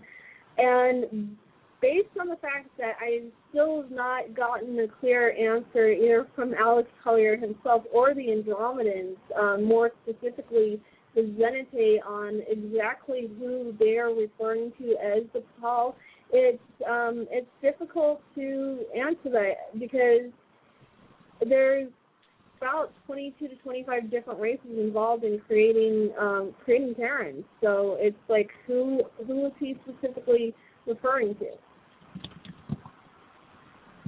Okay. The original souls that came with Mother Earth from beyond Ursa Major, the 60%, who are they? Where did they come from? And are they still here, or was it some sort of ancient ascended group? Can you repeat that question again, please? The original souls that came from Mother Earth from beyond Ursa Major, the 60%, who are they? Where did they come from? Are they still here, or was it some of the ancient ascended groups? I don't know. I'm not familiar with the 60% that came with the planet. I don't think there were any souls that came with the planet, other than Gaia herself. Okay. Why did the genetics of the races have to be mixed in 3D? Why not in 4D? This is the intention of the experiment. The planet, to have a 3D planet with a bunch of different races and see how they get along and how they progress and what happens when they mix together. That's the entire purpose of the experiment. Okay. Why not 3D? 3D is not, 3D is not inherently a bad place to be. Okay. Who is Jehovah, and how does he fit into the mess here on Earth? I don't know, Drake. You want to handle that one? Yahuwah, big bad God in the sky, told people to treat each other nasty and kill them all. We'll sort them out up here. That sort of happy horse manure. I don't have very much patience with somebody that says, "Follow me and I'll take care of your wants and needs and problems," and then turns around and says, "And thou shalt, or I'm going to stick a lightning bolt where you don't want one." Just have a problem with that whole concept. And not to be nasty, but there are things in this universe and existence that I keep running up against that the more I think about it, the more I experience, they can kiss my Watusi. Okay, next. Okay. The other 3D planets, were they seeded by the same group of races?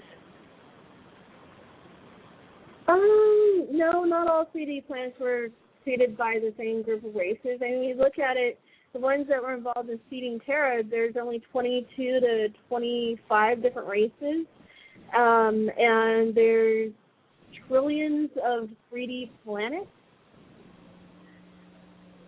Okay. Do you know Ramtha, the commander? Ramtha. No. Never even heard of it. What do you know about High Brazil, Hybrazil, and Avalon? High Brazil. That's actually one of my more favorite things is a xenoanthropologist. High Brazil is off the coast of Ireland, and it is a island that is they either said dimensionally or holographically close, and so it only appears every once in a while, and I would say probably a good majority of what is written in mythology about that is absolutely true. I'm still not completely sure what Avalon refers to. I think from what I understand of the legends of Avalon, they talk mostly about an off-world planet. Okay. But I need to check my notes over that one before I can answer it more thoroughly. Drake, do you have any knowledge of Avalon? Yeah, some. I'd rather not get specific right this minute. It's not. You can't. Everybody don't understand. There's three of them, and the third one is the one everybody wants to get to, and it's well hidden, and nobody is allowed to go there yet. And when the time comes, then people will start experiencing some of the things that. Let's see here. I'll throw Merlin into the mix. I'll throw our legends and myths and whatnot into it, and you get an interesting composition when you do that. Okay? Okay. Next question. There was an experiment where the holographic information of one species was beamed onto another species, and the second species changed according to some characteristics of the beamed information. Is that what is happening here to turn on our 12-strand DNA and force the frequency increase? Can you repeat that question again? The question again is, there was an experiment where the holographic information of one species was beamed onto another species, and the second species then changed according to some characteristics of the beamed information. Is that what is happening here to turn our 12-strand DNA and force the frequency increase? No. The remaining of the 12 strands of DNA will reactivate naturally when the transition hits. I guess what they're talking about is the. Oh, okay. Yeah, that was just an experiment, but no, it has nothing to do with the 12 strands, the remaining 12 strands of DNA being activated and the increase in frequency. Okay. Next. Okay. The next one was for Tanaath, a personal question for her, so we'll come back to that one. Please talk about the main Andromedan races. Are there many different civilizations? Who are some, and how do they look like? Are they negatives in Andromeda? Well, it depends on which Andromeda is being referred to. There's an Andromeda constellation and the Andromeda galaxy and the Andromeda Council. There are no negatives that I know of in the Andromeda Council. As far as I understand it, they're all positives and neutrals. Holic covers those in the Andromeda Council very extensively well. I suggest going to andromedacouncil.com to check out those. As far as trying to describe every race in the Andromeda Galaxy, I think that would take the rest of existence. There are positives and negatives and neutrals even in the Andromeda constellation. One of them is probably one of the more popular, well-known races is the Zenite, which are the ones that are in communication with Alex Collier, and occasionally Tanaath and I communicate with them as well. They range in, they're human. They range from about 6 to 9 feet in height. They do not have any body hair, and they're positive. Their main orientation is science. There's ones that are mostly frequently spotted around the sun doing upgrades to that. Okay. And I know Alex said a lot about the Zenite, so, I mean, there's one of the races. Okay. Next question. Let's see. I understand that my spirit is a fractal of God. I also understand that body needs to be calibrated to spirit. To start this process, does me, the human body, house only a little piece of me? As I do the self-work and the frequency increases, am I growing that little piece of me, or am I bringing in more additional pieces of the original me? Grace, you want to take that one? Oh, Lord. Say it again, please. Okay, I understand that my spirit is a fractal of God. I also understand that body needs to be calibrated to spirit. To start this process, does me, the human body, house only a little piece of me? And as I do the self-work and the frequency increases, am I growing that little piece of me, or am I bringing in more additional pieces of the original me? Okay, I'm going to clarify some things that people probably ain't going to like to hear, but here it is anyway. Fractals were created under the, quote, Big Bang, or the extraordinary accelerated expansion of reality into fruition to the extent that it is presently. At the point that the acceleration reached its maximum, there were no more fractals composed. Each and every last individual beyond that point is an extension of a part, yet distinctly independent of, source. In order to pull yourself together, forget the fractalization or shattered glass ideology, and simply look at it as a two-part deal. You put eggs in bread and cakes to make them congeal to hold together.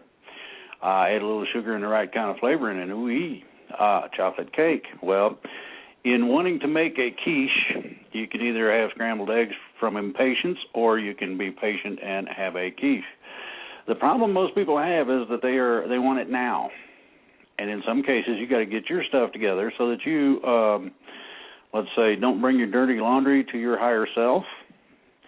Do not bring problems that would be needed to be attended to that might not be the best situation for you. So what you want to do is look at it like eggs in a cake, and when you put the two together, you can ice it up and really have a far out deal. You have to be patient first with yourself in order to get to where you want to go. Make the contact. You'll know where you're going and what's required at the time that you make that contact. It will feel good to you. There will be no darkness. There will be no adversity. There will be nothing that has any kind of funny smell to it. It will just be, and it'll be like looking into the soul of a flower that's blossoming. You just ain't, it just don't get no better than that. And that's basically what you want to look at. Forget the ideology of fractality. That goes to duality and multiplicity of man and all this other happy stuff that's been put on us by the cabal, not by the truth. The truth is, we are a three-part being. Body, you walk around in it. Soul, which is a combination and catalyst, operates the body, has your intellect, and has the capability to plug into spirit. Woo! When you get to the point where you plug in, man, what a ride. You want a roller coaster ride. Imagine if you didn't have to be in a car, but you could fly like that. Whoa, what fun. Enjoy. Next. Thank you, Drake. Okay.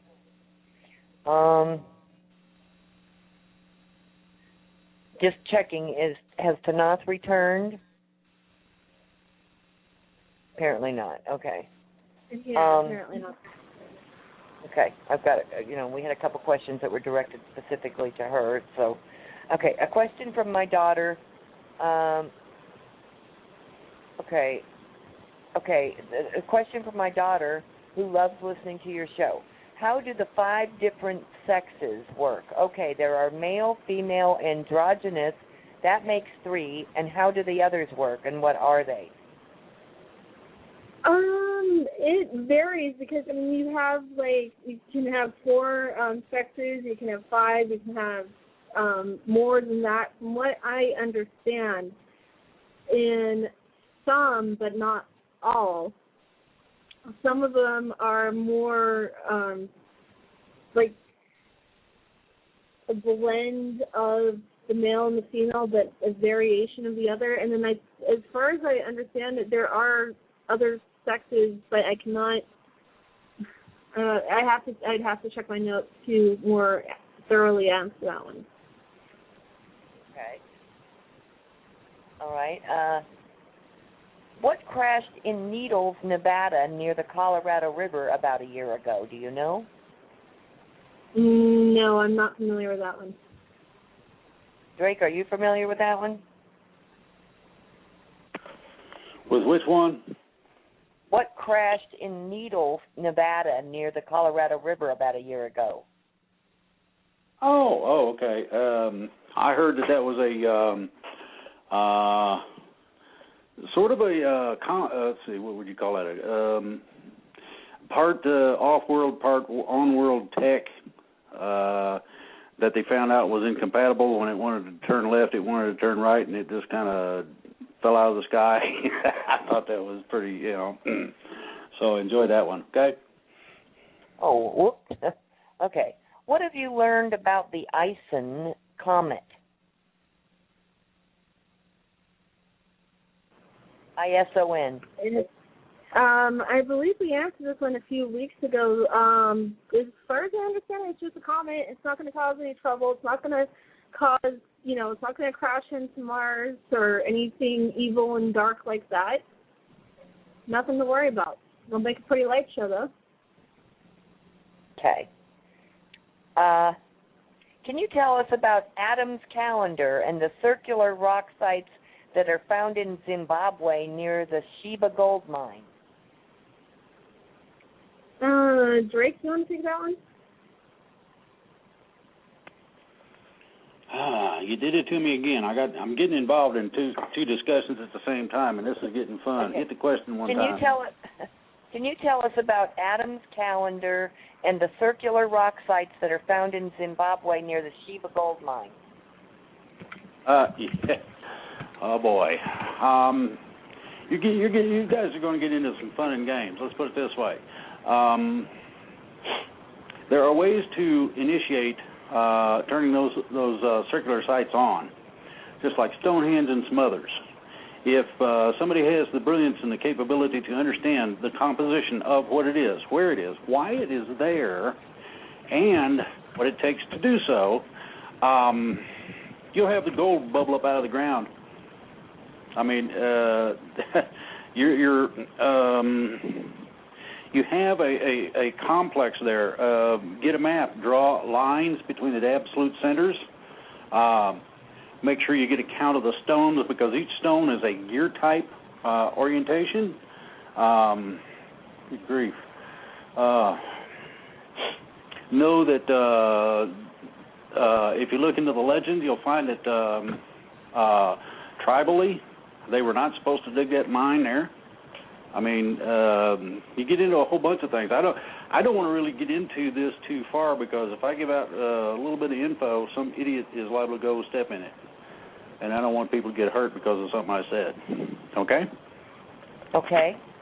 Have you heard about anything that is going to happen on or around the 4th of July, such as an earthquake that is caused by HAARP or the East Coast somewhere, as in an earthquake followed by a massive tsunami that will be made to look natural? You know, I heard about a lot of things that were supposedly going to happen on that date. I generally don't pay attention to dates when they're given. But yeah, it was just some scare tactics. And obviously, here on July 10th, the earthquake did not happen. The tsunami did not happen. Nothing else that was predicted bad to happen happened. So think about it next time when you guys read, oh my God, there's going to be a big major earthquake happen specifically on this day, or there's going to be a tsunami specifically on this day. You know, the only thing those false flag announcements do is sometimes tip off the ones that are actually going to step in there and stop them. Thank you. Really? Okay. Well, you know, it's funny. I mean, the GFL reptoids and, you know, the other ones, they keep trying to figure out how everybody keeps usurping their invasion attempts. It's like, gee, you know, they announced them on... Next question. Alex Collier on one of his interviews said that not all of us were going to make it to the next dimension because of our negativity and our lack of love, and that we will have to start over and eventually evolve in order to get there. Is that true?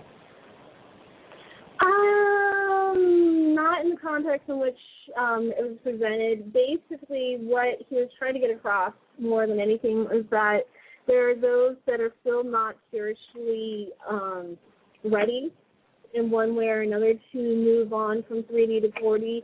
This is why the Andromeda Council, in association with the Federation, is providing the biosphere to take those that are not ready to transition to 4D to the new pristine 3D planet so that they can continue their lessons and experiences and growth in 3D until they then are ready to transition themselves as individuals. Okay. I have heard many medical issues will be addressed with this transition, and I just wanted to ask about obesity. Will that be an instant fix as well, or will that require further treatment? As far as I understand it, that'll be an instant fix as well.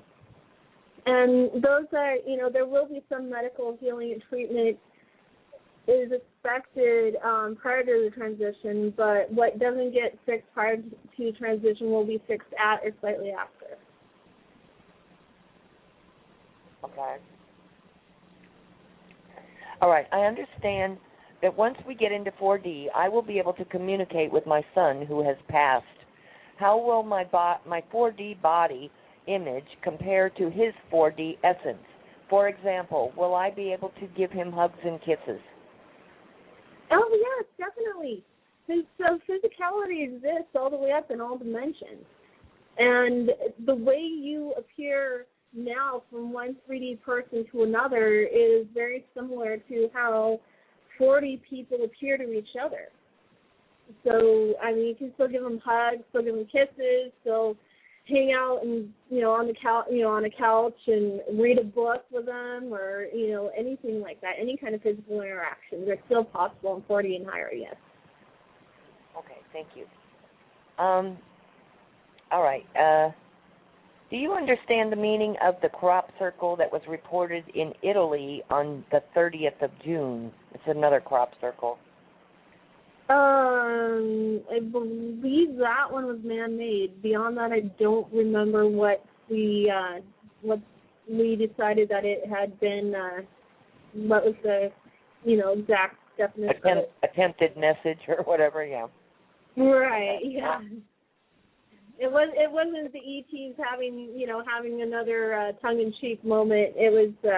I believe that one was determined to be man-made. Very well done, but still man-made. Okay. Next question. I was wondering what coming from a planet really means. Supposedly you come from another planet if you're an incarnate, but aren't we all souls of the same source? Well, I mean, there's multiple sources. You have a source for every universe, and then you have a source for every multiverse cluster, and it kind of goes on and on from there. And yes, we all do come from source, but in coming from another planet and coming to this planet as an incarnate, or going to any other planet and incarnating, because incarnation exists and happens on other planets, that just means that there's been a step in between coming directly from source to this planet. It means that you originated in your current life from that specific planet and came to this planet or whatever other planet you choose to incarnate on. And that's what it basically means when you come from another planet. Okay. All right. When dealing with neutrals, are we talking about an alignment like being between positive or negative? Or is a neutral a denomination that we give to civilizations that don't want to get involved in our current debacle? I would say a little bit of both. I mean, because there's neutrals that are more positive leaning, and, you know, some neutrals will side with the positives. There's some neutrals that will side with the negatives. And then there's the majority of neutrals that are saying, hey, you know what, I'm not siding with that one, but, you know, one group or the other. Sort it out for yourselves. We're going to live over here by ourselves. When you guys get it sorted out, come say hello. Okay.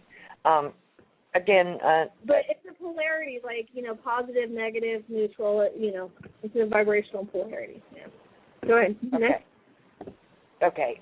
Again, some of these questions may be a little repetitive, but we do have a lot of new people just coming on board. So, okay.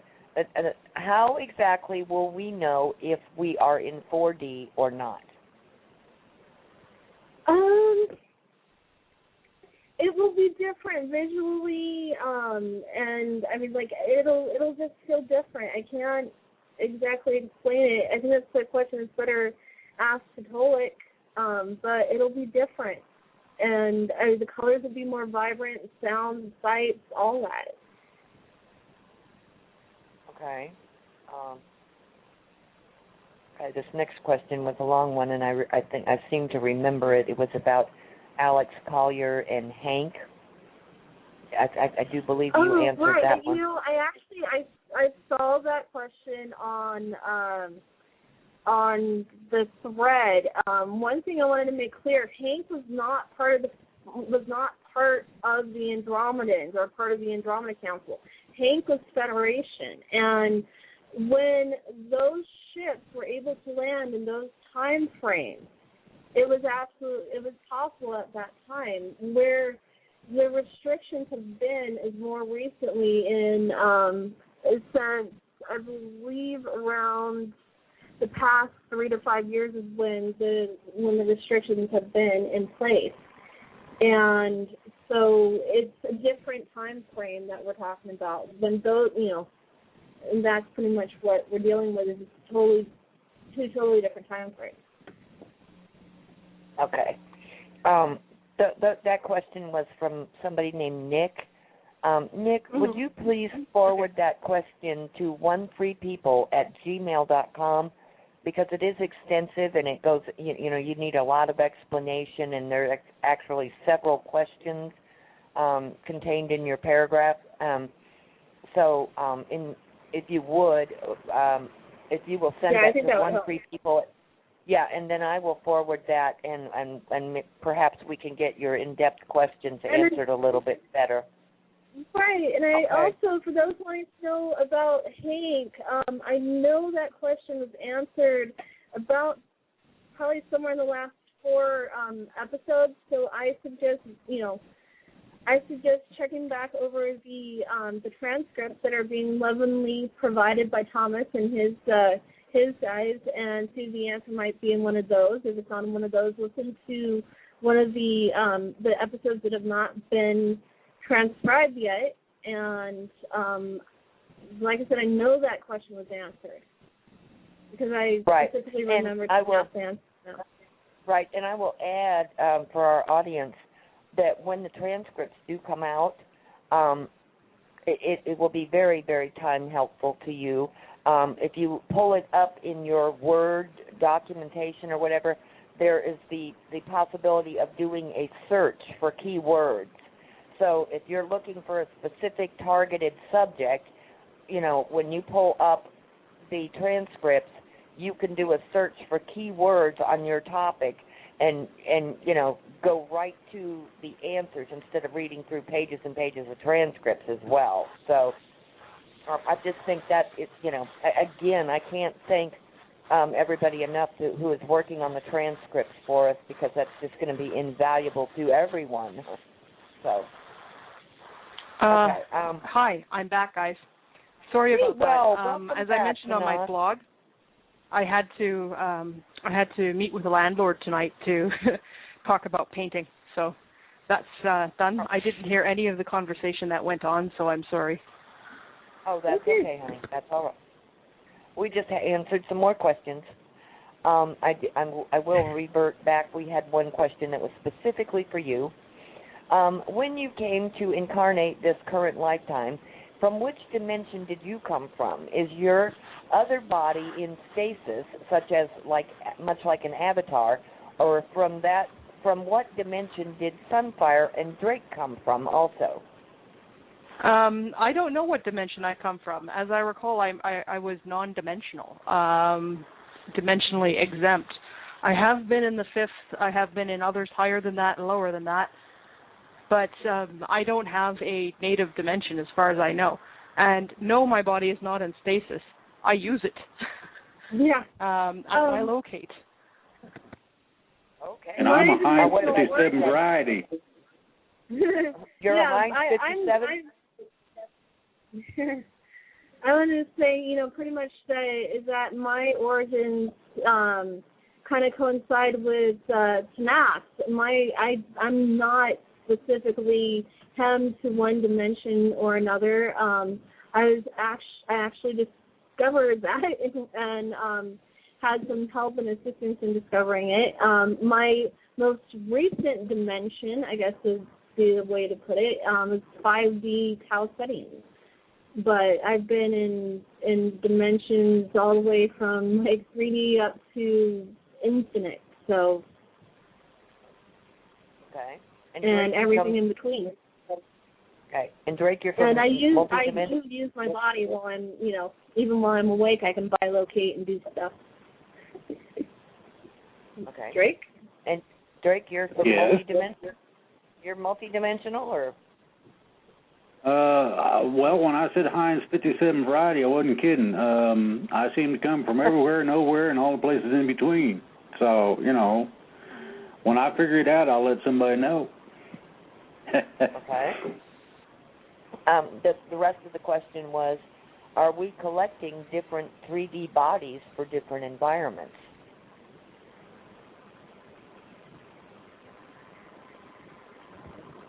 Hello? Collecting bodies? Wow, that makes it sound like some sort of creepy thing. That was how the question was. I don't know. In other words, do we get different 3D bodies for different environments? Well, yeah, if you get born into them. See, you don't just automatically, unless there's a couple ways to get a body. One is sort of like an artificial interface, and we've talked about why this is generally undesirable. The other way is to get born into them. In other words, have an existence in that body. And then you get to use that form again when you need to. Okay. Convenient, huh? Mm-hmm. All right, that question was asked on last program about acquiring large ticket items like houses and stuff. I know that. All right. If Galactic Federation of Planets doesn't know exactly the date when Earth is going for transition, how will they manage to organize biospheres to move those people that want to stay in third density? Aren't there isn't there a risk that everyone will go to fourth density because those biospheres won't be here in time to pick up people that want to leave? As far as the biospheres, they're already in the solar system. They're part of the 20 to 25 that people keep seeing all the time and swearing that it's Nibiru. No, it's a biosphere. And so, I mean, they're already here. So that won't be a problem. Okay. Next, can you please explain the difference between negative being positive, and a negative being that does positive work? These terms are very confusing to me. Is it like vampires that only eat deer or sheep, or what?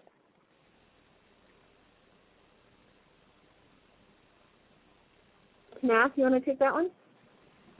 Oh boy. Well, a being can be positive and still do things that are destructive or gratuitously harmful.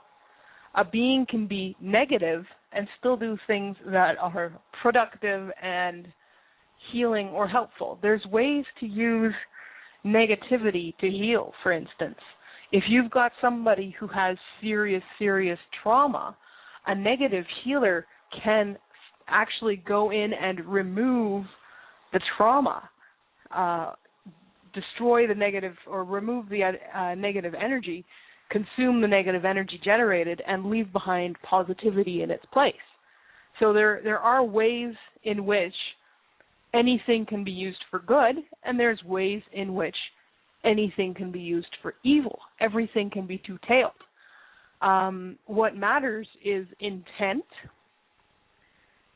For instance, what somebody intends to do or wants to come out of a particular action. And there are even positive beings that are capable of being egotistical, selfish, and self-absorbed and arrogant, and who might even perceive their own way. A good example of this is a positive being that may perceive its own way as superior and wants to, quote-unquote, help others by forcing them all to that supposed superior path. That would be an evil act if it counteracts free will and if it's forced upon others.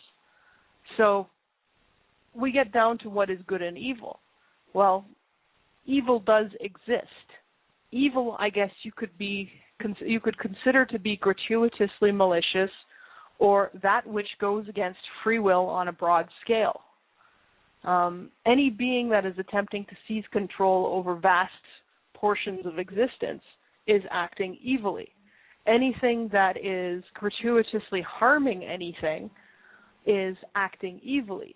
If somebody takes another living intelligent entity and then tortures that entity for its own amusement, that is an evil act, regardless of whether that being could be considered a generator or a consumer of power.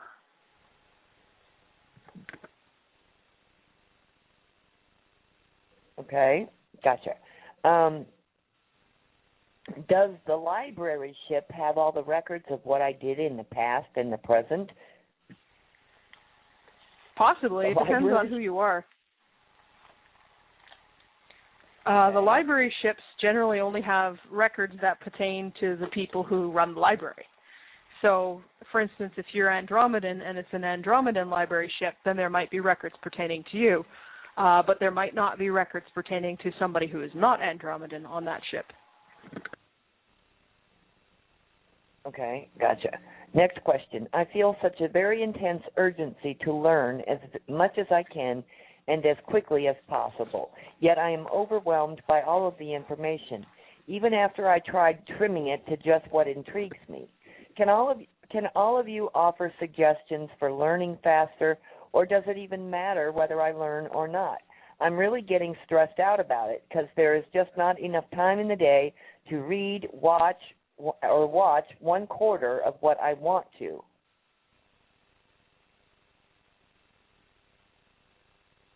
Do any of you have suggestions? Can you say that again? Do people just okay. Well, the person suggestions for organizing. Well, I don't know how to learn. And they're overwhelmed with information, and they want to know if there's a better way to learn things faster, or should they even worry about it because he or she is stressing out about it. I would just follow your internal guidance and your instincts on that. If it's your instincts, okay, first of all, is it your head that's telling you to hurry, hurry, hurry, or is it something inside? Because if it's something inside, ask that something for a little more guidance. You can do that. It might even pipe up. You'll find yourself being drawn to the stuff that is relevant to you, not everything that is relevant.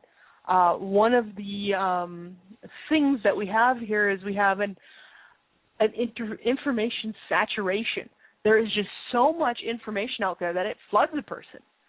And a lot of it is incorrect. A lot of it is misinformation. A lot of it is deliberate disinformation. Stuff that was put out there in order to flood and muddy the waters and make everything hard to follow. Follow your internal guidance on that. It is your best compass and your best map. Honestly, that's really what it is, your discernment and your internal guidance. Okay. All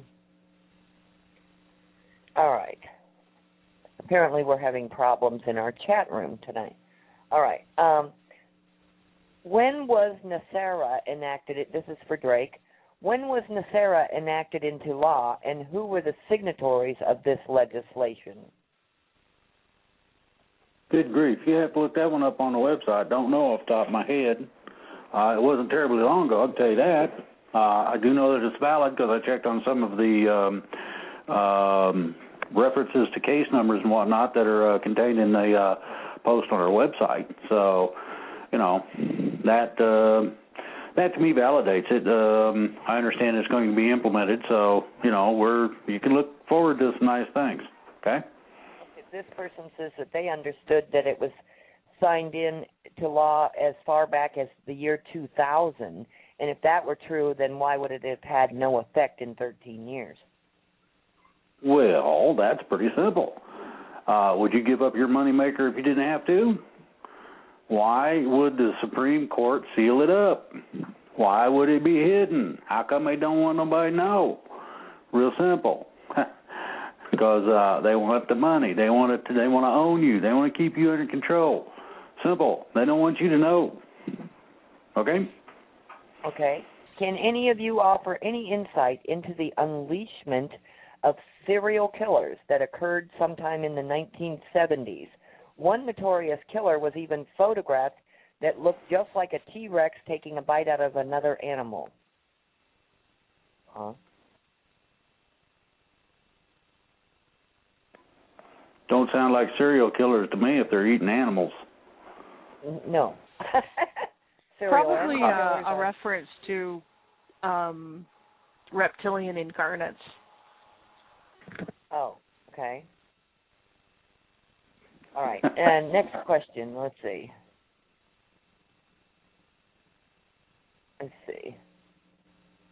If anybody out there knows how to set up and use PHP chat, please contact me at onefreepeople@gmail.com.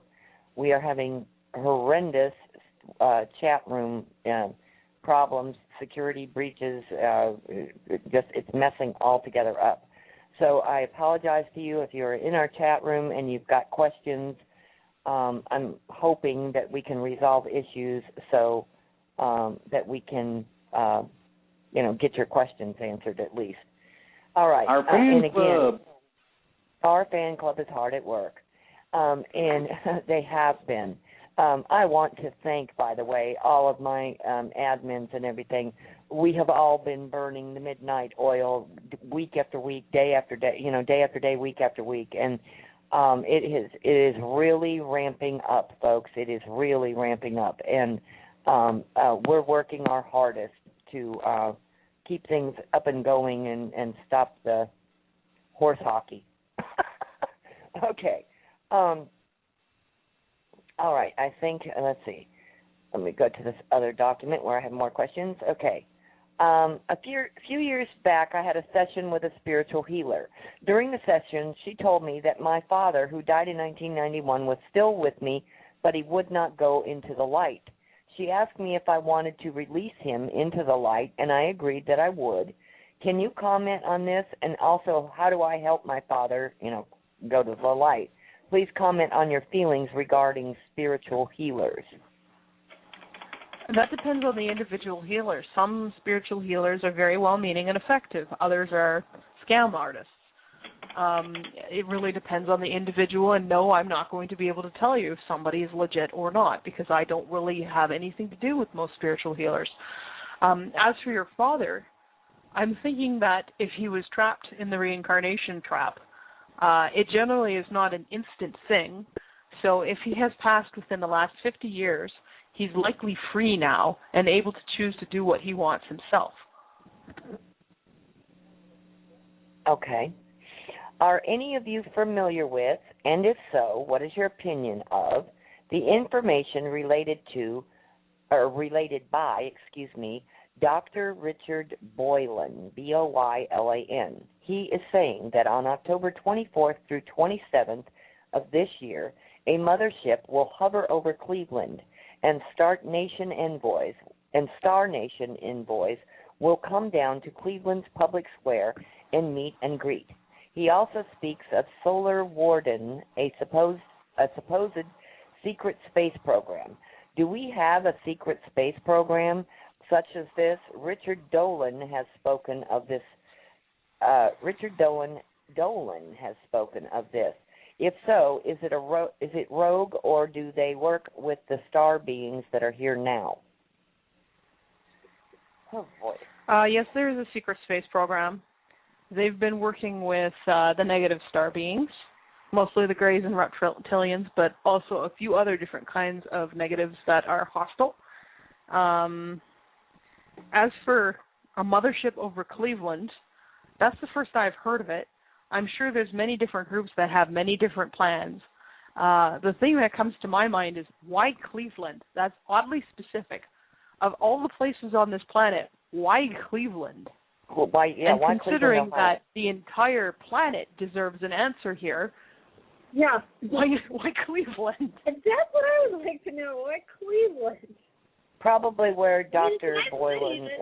Boylan or whatever lives, or whatever, probably. Okay.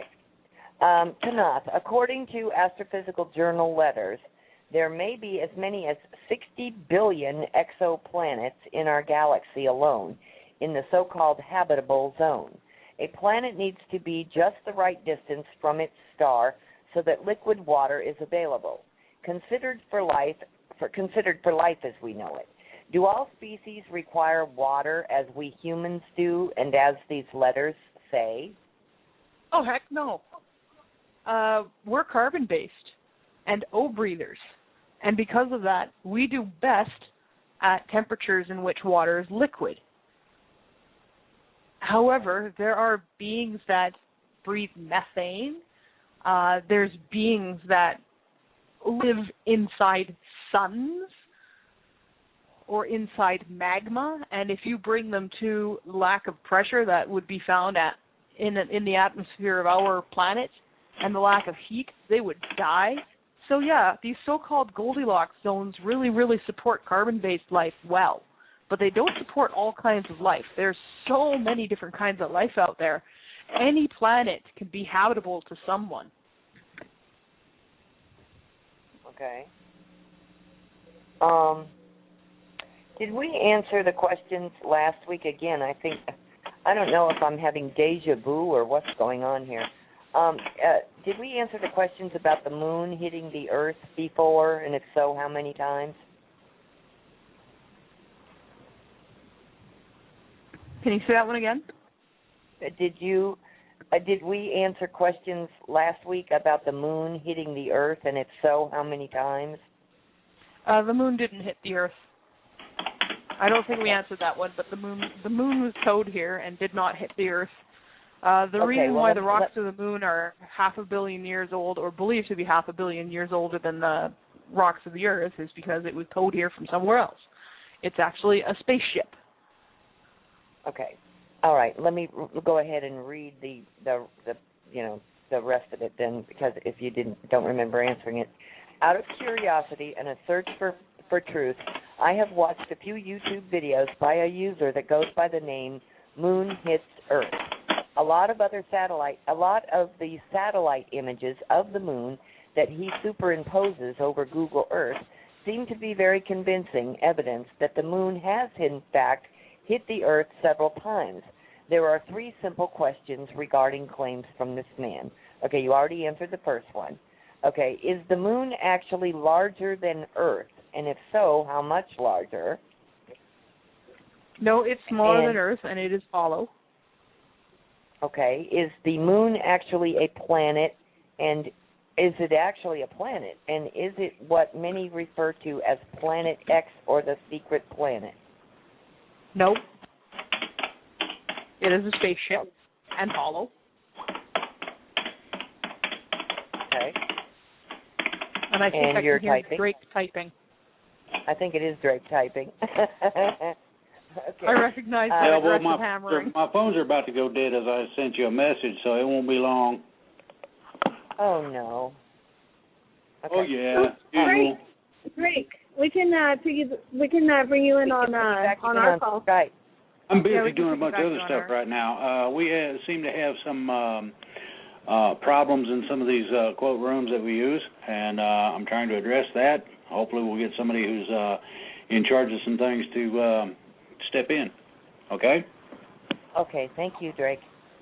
If you, let's see.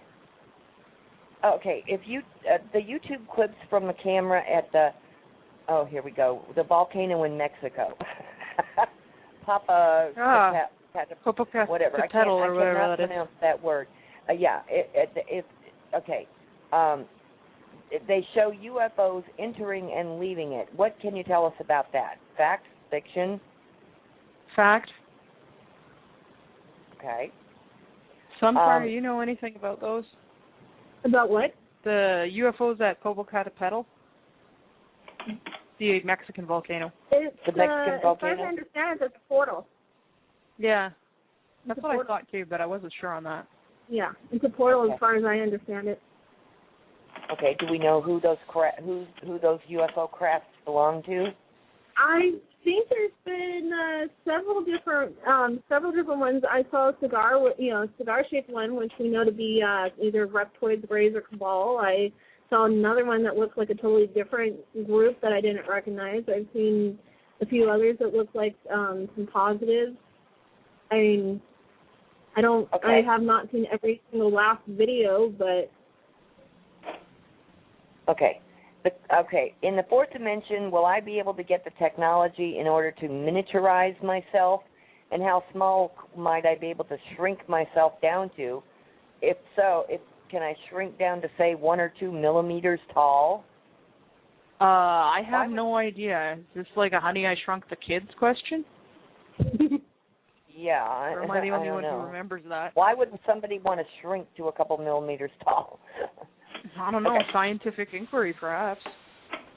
Is the sun that we view now a Cabal-made hologram? No. The sun is real, and it's really there. And it is also really not yellow. Right. Okay. It's turning. It's currently turning white, and it will be blue eventually. Oh, wow. Okay. Just a reminder to our listeners out there, we have about 10 minutes or a little bit less before we transition into a little bit of overtime. Should we go into overtime, the player will stop. If you want to continue listening, you must be dialed in to 646-716-4984, or you will have to wait until we complete the show. The show is archived, and then it will be available maybe 35, 45 minutes after we complete the program. Not from when we, cut over to overtime, but from when we complete the program, it would be available in the archive. So, again, the number is 646-716-4984. You have about 8 minutes actually to dial in. Okay. Will this? Let's see. That's basically a repeat question. It has to do with the New Madrid. I went. Let's see. Okay, I went to bed wanting to visit the Silver Legion in a lucid dream. I was there, and it seems that I felt good about it, and I decided to become a member if accepted. I was, and when I received membership, another man was accepted also as a member, and it was former Canadian Prime Minister.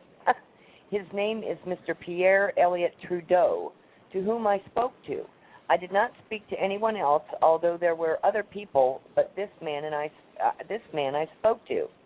My question is it possible to verify if this man is really involved with the Silver Legion? Former Canadian Prime Minister Pierre Trudeau. No, I wasn't aware that Trudeau had joined. Trudeau, when he was alive down here, had a lot of cabal ties. So, if he has joined, then obviously he's had a change of heart somewhere. Anytime you're visiting the Silver Legion, keep in mind that there are those who are trying to basically make it so that you can't reach us. Always do your 3 times checks with anybody claiming to be a Silver Legionnaire. I've talked about these 3 times checks on the show. I've talked about them on other radio shows that I've done, and I've talked about them on my FAQ on my site. Do your 3 times checks, guys. It's something that you can't lie through. It's not possible. So do that. Always do the 3 time checks.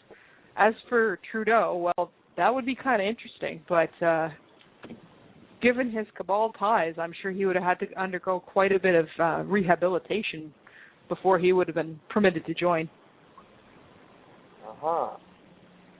Okay. Next question. Let's see. Since we are all going to be returned to good health and restored, like you have mentioned before about women who have lost their ability to, procreate, by having had to have hysterectomies, etc., that those organs would be restored. Will the animals that I have had that have been spayed and/or neutered also return to their original state? Yes, they will. And before you worry about getting flooded out by puppies and kittens and others of that nature, they'll also have the ability to decide whether or not they want to get pregnant and will understand the consequences of sex. So it's not going to be rampant overpopulation. The way it stands right now, it is a humane act to spay or neuter your pet, simply because they do not have the ability to deny conception. And it does create a situation where you have animals that are living in a great deal of suffering because no human is able or wants to take care of them. So after transition, that won't be a problem. It won't be necessary to spay or neuter your pet, and it would actually be rather offensive to try it. Okay, all right. Next question is, tell us what you know about the nano smart dust and what you guys are doing to get rid of that, and what progress you have made, and what can we do to get this stuff out of our bodies? Well, this is related with the chemtrailing. There are measures being made to counteract the nano dust. Because this is operational data, I cannot discuss it further than that. Again, we don't have like a progress report or a check sheet that we can hand out. Suffice to say, it's not going to be an issue. And for operational security reasons, I can't discuss much further than that. Okay. If I choose 4D and my children choose 3D, will we still be able to be in each other's lives the way we are now? Literally, like we answered see that. each other and to talk? Oh, you did. Okay. This question was asked word for word, so it's a repeat. And yes, the answer is yes. Okay. And this one says it was answered on the Facebook page. Okay. All right. If the ETs do not want to directly interfere in human affairs, like freeing us from the Dracos, why don't they help us build an Earth Special Forces unit with advanced weapons so that we can go after them? Then, by default, if a few there of us are measures actually being taken. There are measures actually being taken for this.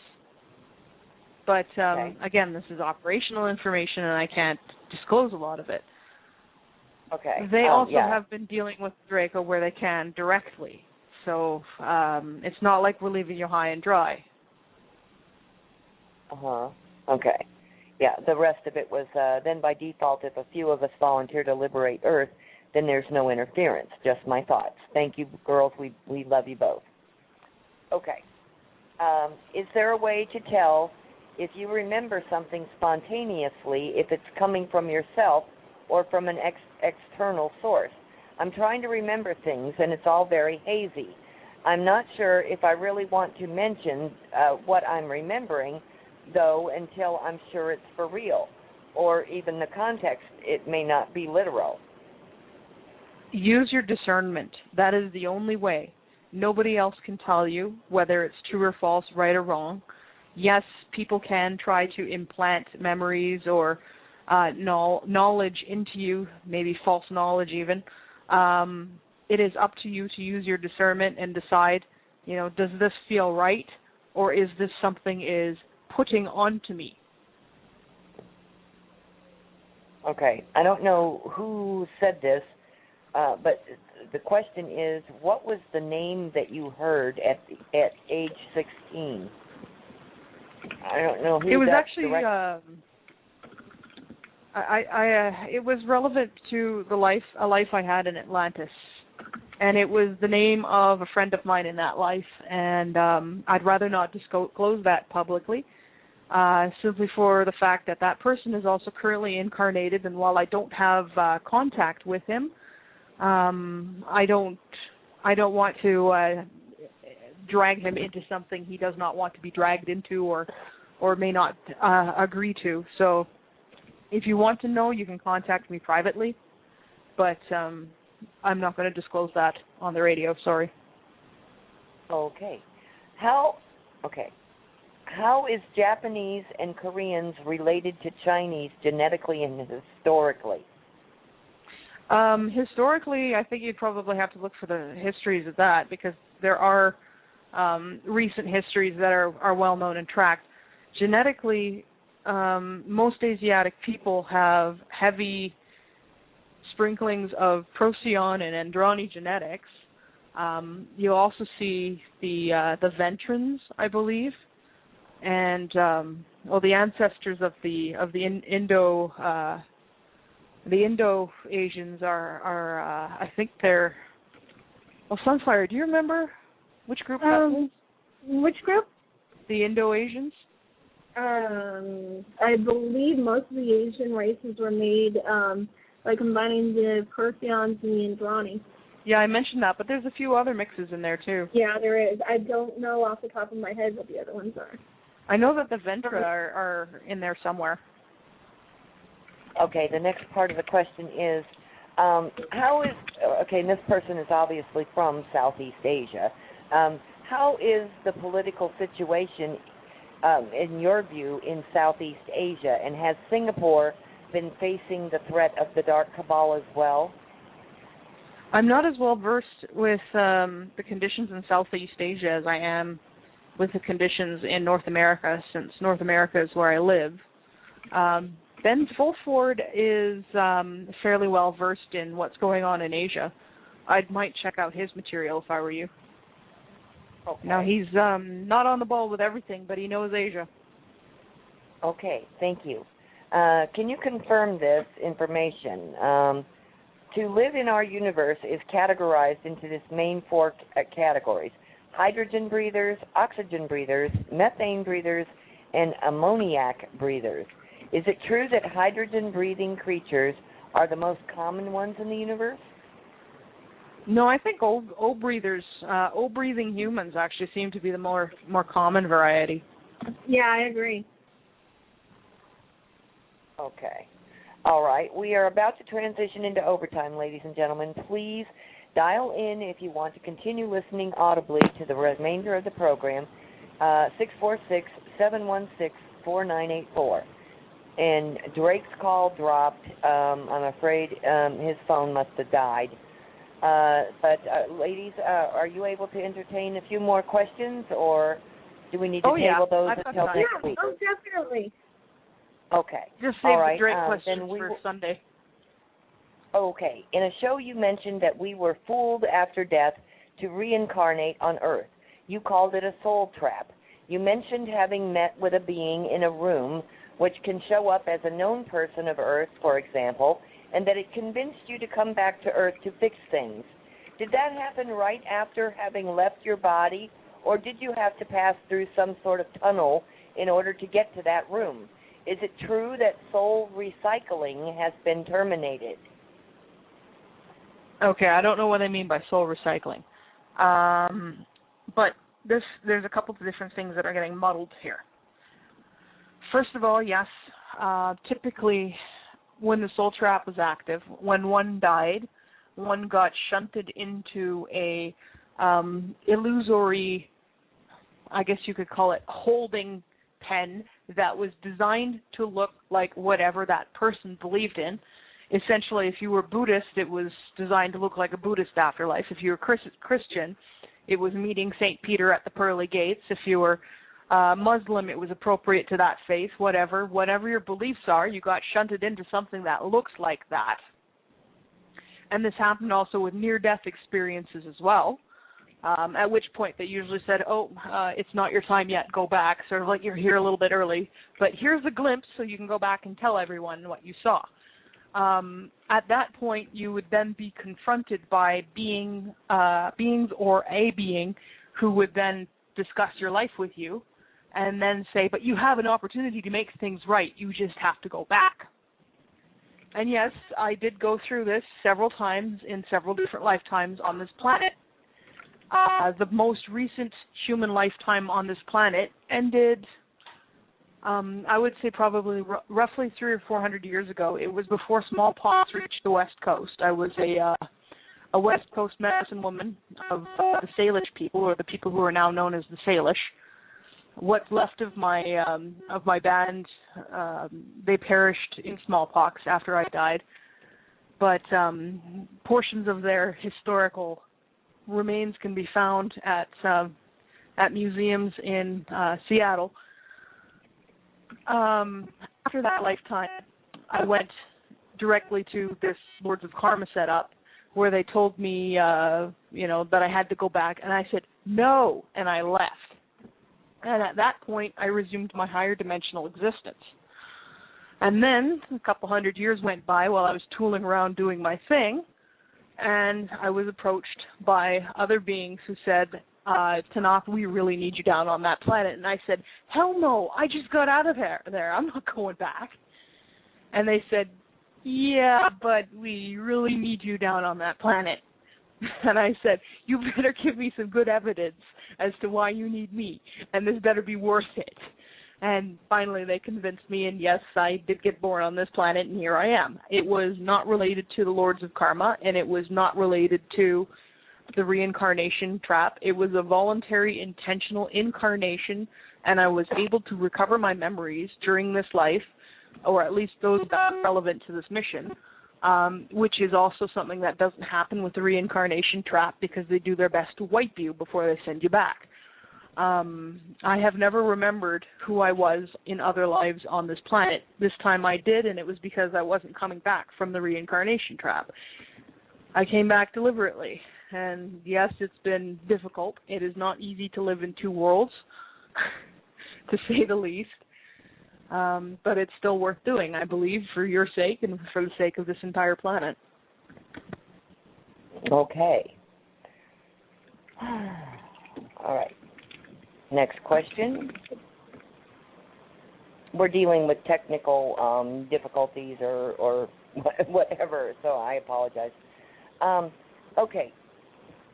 All right. If we choose to go to 4D on Terra and decide we don't like it that much, can we then rejoin our friends in 3D on the new planet, or would we have to incarnate as a little baby again? You'd likely have to incarnate as a little baby, but it wouldn't be that bad. Okay. About 3 years ago, a dear friend of mine passed away from cancer. She had been a member of the Church of Christ all of her life, and she totally believed that if you were not a member of her church, you were going to hell when you died. The question is, what happens to those who so strongly believe in their religion when they pass on? Do they live on in 4D, or do they get re-educated? You don't see that kind of religion in 4D. Religion doesn't generally exist in 4D because people have moved past the need for it. Religion on this planet is artificial. It was planted along with a genetic tendency to religiosity. Both were planted in an effort to control our population and keep us divided amongst one another so that we were fighting instead of helping one another. Because united, there's nothing that can stop us. But divided, we're much easier to conquer. That was the intent. Now, prior to the fall of the soul trap, when this person passed on, she would have experienced something very much in line with her deeply held beliefs. Post-soul trap, I'm not exactly sure what she would encounter, but it would likely be an opportunity to learn, and no doubt there would be a lot of, oh, well then, going on. Okay. The people from Procyon were here in the same situation that we're in on this planet, in which they freed themselves.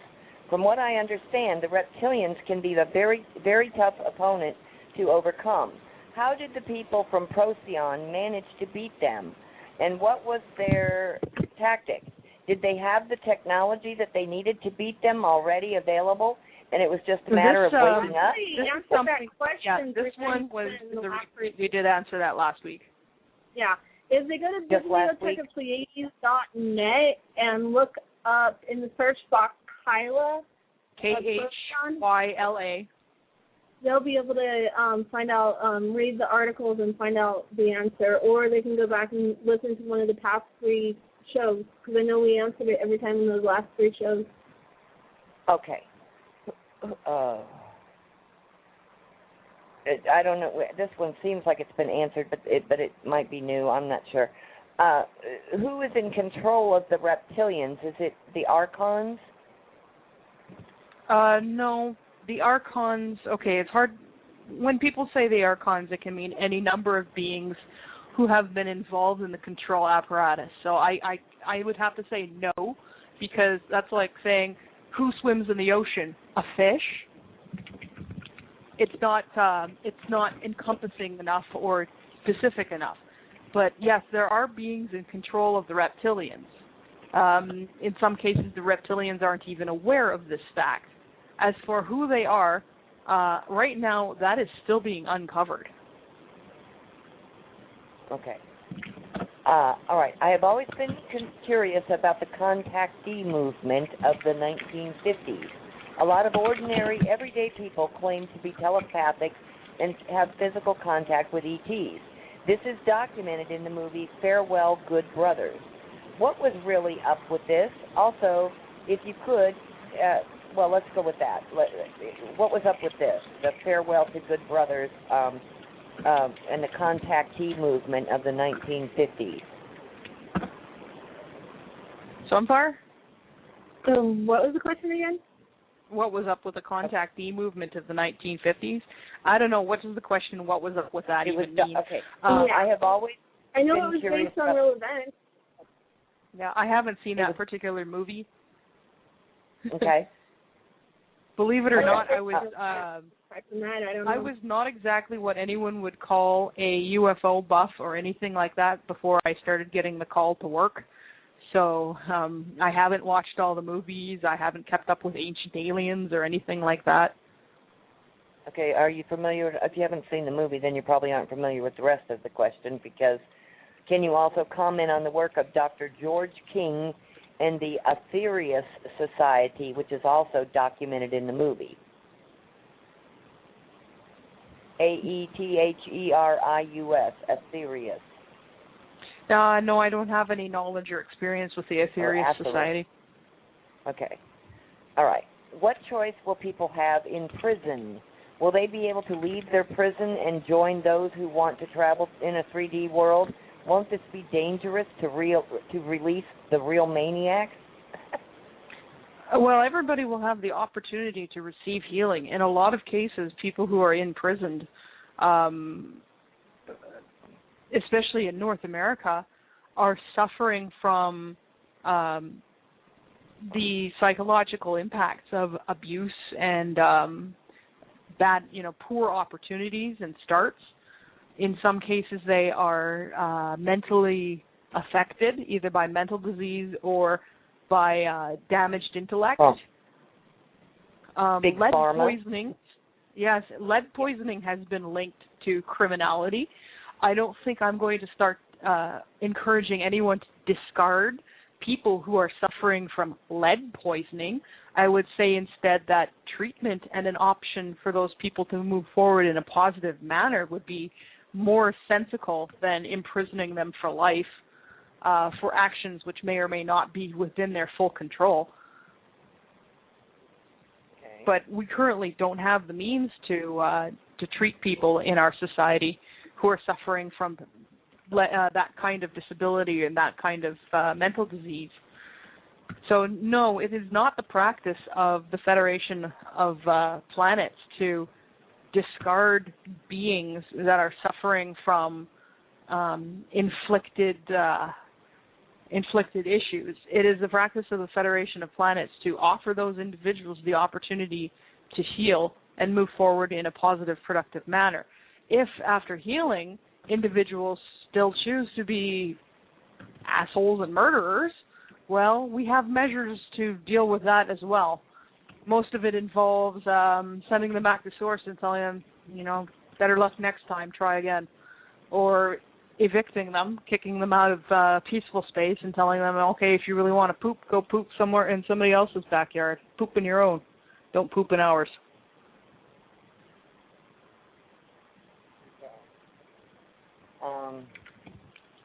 All right, there's another question about John Kettler and vampires. That's been done.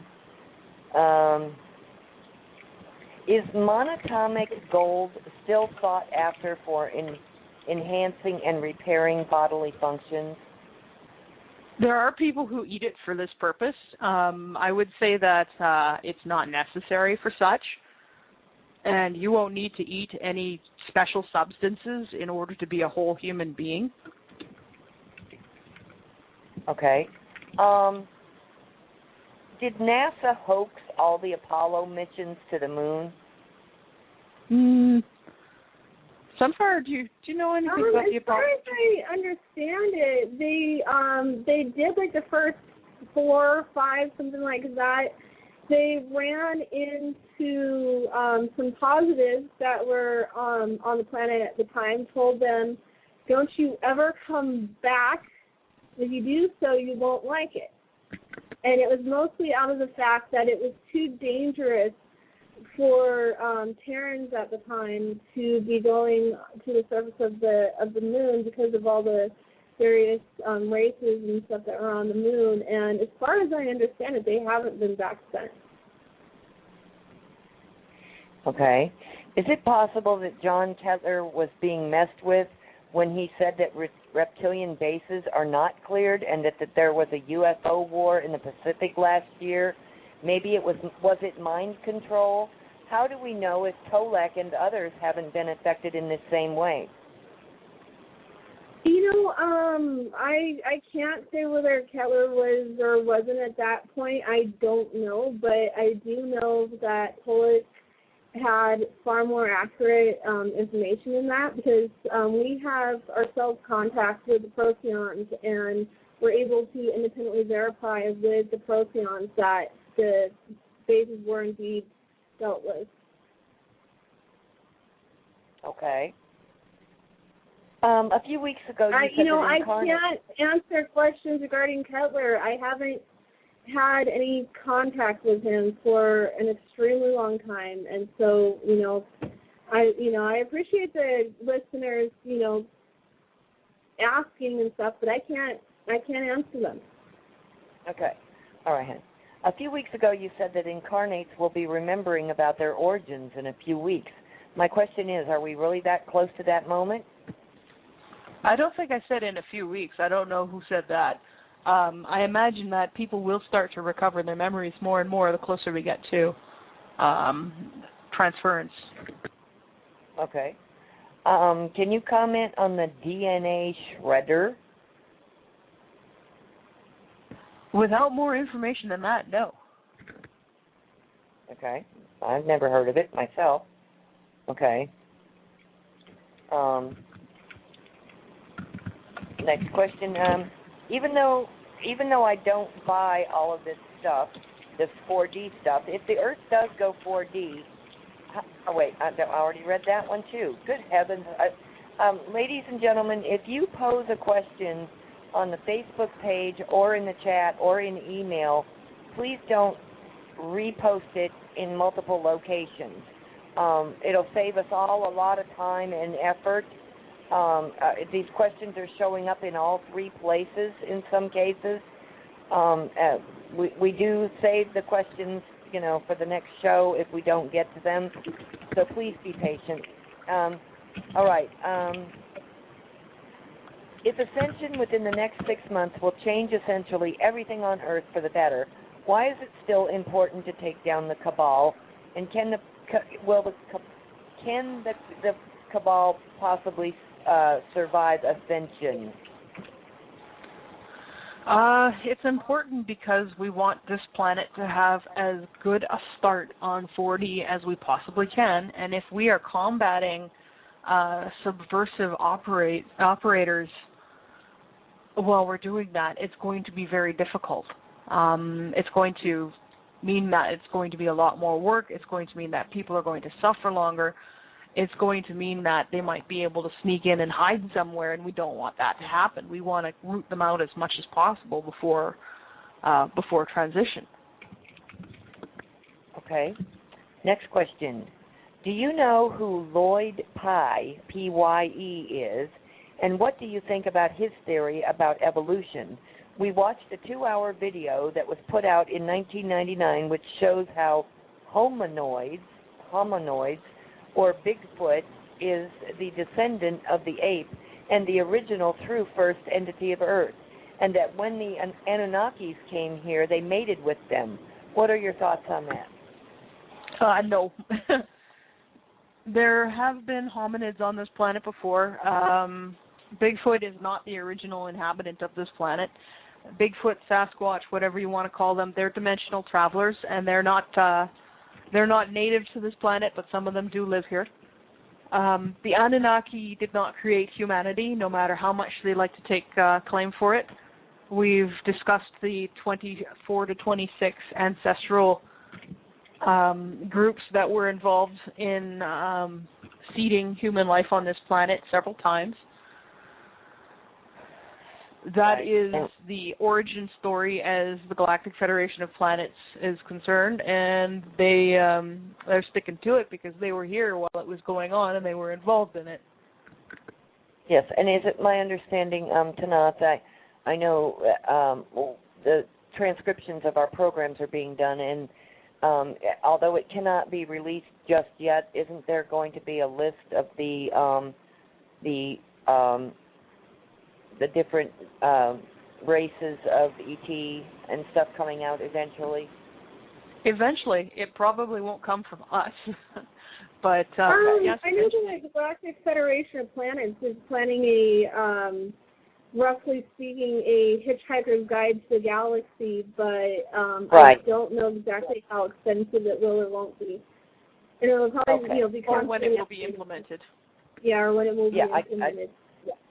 I did hear that some of that stuff might be floating around, but that for security, etc. reasons, it cannot yet. Right. Yeah. Right now it's security reasons, but then it'll be a matter of of just actually releasing it. And I think, there's still going to be some stuff retained for security purposes, but I mean, it'll be a traveler's version anyway. Okay. All right. Have you heard of Sufis, S-U-F-I-S? They are supposedly a mystical spiritual tradition. I'd love to hear about their true origins. S-U-F-I-S. Sufi, yeah. Okay. I'd love to hear about their true origins usually, and what you think. Sufism is usually a form of Islam, if I remember correctly. It is a very, very peaceful form of Islam, one concerned with peaceful betterment of oneself spiritually. I do know that many Sufis were able to attain something akin to ascension, if not actual outright ascension itself, although they likely did not call it that. But there's, as far as I'm concerned, nothing wrong with the Sufi tradition, which is quite likely why the CIA and Nazi and Cabal-backed Muslim Brotherhood has tried so hard to wipe out the Sufis, along with the Ismaili Muslims, who are very, very peaceful. You hear a lot about the Sunni and the Shiite Muslims, but you don't hear a lot about the Sufis or the Ismaili or the other more peaceful, moderate paths of Islam. And that's for a reason. It's because the Cabal wants you all freaking out about their own Cabal-backed Muslim Brotherhood that's artificially created and does not represent what Islam is all about at all. Okay. What do you think about Zen? Also, what do intergalactic beings think about these types of spiritual paths?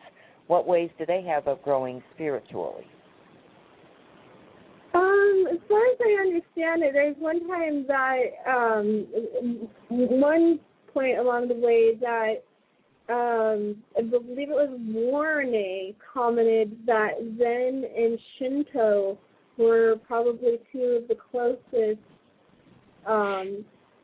belief systems here on the planet to what is known up in among the ETs, or at least among the positives and stuff. The thing with spirituality among the ETs is there is no separation between spirituality and science. There's, like Tanaath mentioned, I believe it was last week or the week before, what they know, they have physical evidence of, and it's not just, a matter of faith or, believing it because somebody said it. Okay. All right. Finally, all I know is, also, I know that you don't approve of channeling and have issues with the Pleiadians. Also, I wondered if you know anything about the channelings of the Pleiadian network. Which Pleiadian network? Yeah. A lot of different beings can rightfully call themselves Pleiadian. They can even have networks and still be telling the truth that they are Pleiadians and have networks. That doesn't mean that they're on your side. There is a lot of ways to lie using the truth, and channeling uses a lot of that. And you see various authorities popping up like mushrooms after a rain, supposedly casting themselves as members of a hierarchy over us. Well, that doesn't fly with me. There are no authorities as such that have hierarchical position or control over us. We are free people. Okay. Yeah. The Federation still the Federation still holds its thoughts on any channeling. Channeling is possession and is not permitted and is illegal among the Federation. And it's hard-pressed to find any positive beings that will violate the free will of another being and participate in channeling. I don't know how many times we have to repeat ourselves that channeling is possession. Channeling is possession. Maybe this time it was sick. Right. Okay. Yet another question about Alex Collier. Alex Collier talks about a mini solar system entering our galaxy sometime in the late summer and a trail of debris that will make a mess on Earth. Can you comment on this? That's not going to happen. I think that's been circumvented. Yeah. Okay. Next question is, where do the people of Mexico come from? Are they from a different star system or planet? Mexicans are, depends, like the Spanish are descended from, I know there's Aldebarans in there. Yeah. One of the other. It's Aldebarans and I can't think of the other one off the top of my head that Spanish are descended from. But if you look at the native tribes of the Central and South America, yeah, they were Dakote. There was some Nicote. There was some. I know there was some Procyon there too. Yeah, there's a lot of Procyon. Procyon went and mixed with everybody. They're like, hi. The Procyons are very friendly. Let's breed. The Procyons are very social and have really good intentions. Okay. I know there's also a higher concentration of Reptoid got mixed into the Mexicans, along with the most of the Central Arab countries. Okay. All right. No, that does not mean that anybody from those genetic backgrounds is evil in any way. Right. Okay. All right. This next question, ladies, I'm told not to tell you, don't let it creep you out. Okay. This is an unusual question. I apologize, says the person. Can you tell me, Tanaath, if you have darker brown / deeper blonde hair and it's a little longer than shoulder length and a little bit straighter, and Sunfire, are you a little bit more petite blonde with hair above your shoulders? The reason I ask is I think that I'm picking up on you and your energy just from hearing you or listening to you. I also believe that I have seen you at the Silver Legion base, although I am not a member. My hair is actually more than 30% white, and it's short right now. Okay. Yeah, I seem to be the beneficiary of some kind of premature whitening gene, and am going very, very white, and I'm in my early 30s. Right now It looks like expensive highlights, so I just leave it the way it is, cheap hair coloring. Okay. They continued, they said, I'm truly not trying to creep you out. I am inquiring so that I can find out if I'm on target with what I think I am viewing or sensing, And when I'm at the Silver Legion, well, usually I in my humanoid form, I appear to have silver hair and very, very like paint white skin. Okay. With a slight metallic sheen. And what about you, Sunfire? Do you have blondish shoulder length or hair? It's hair above your shoulder? Dark. It's dark and it's way below my shoulders at this point. Oh, might have been getting us reversed. Maybe. Okay. It happened. Because I'm as my hairdresser calls me, going Arctic blonde. Oh, okay. Oh. All right. AKA white. Okay. Next question. Why do cloned animals have a soul? If cloning is only a copy of the physical DNA, where does the life force come from? I think cloning has a lot of people confused. It gives people the idea that consciousness comes from physical biology. Okay. I don't think cloned animals have a soul. Cloned animals actually do have a soul. They do? It's the cloned humans that don't, unless they are, because with cloned animals, what they're doing is they're taking the genetics and DNA from one animal and inserting it into the egg of. Oh, so they're born. They become and so they're born, birth. And so right. Being born a clone is a whole different realm of science than the clones that we talk about that are made in tanks and vats. And, made, with those methods.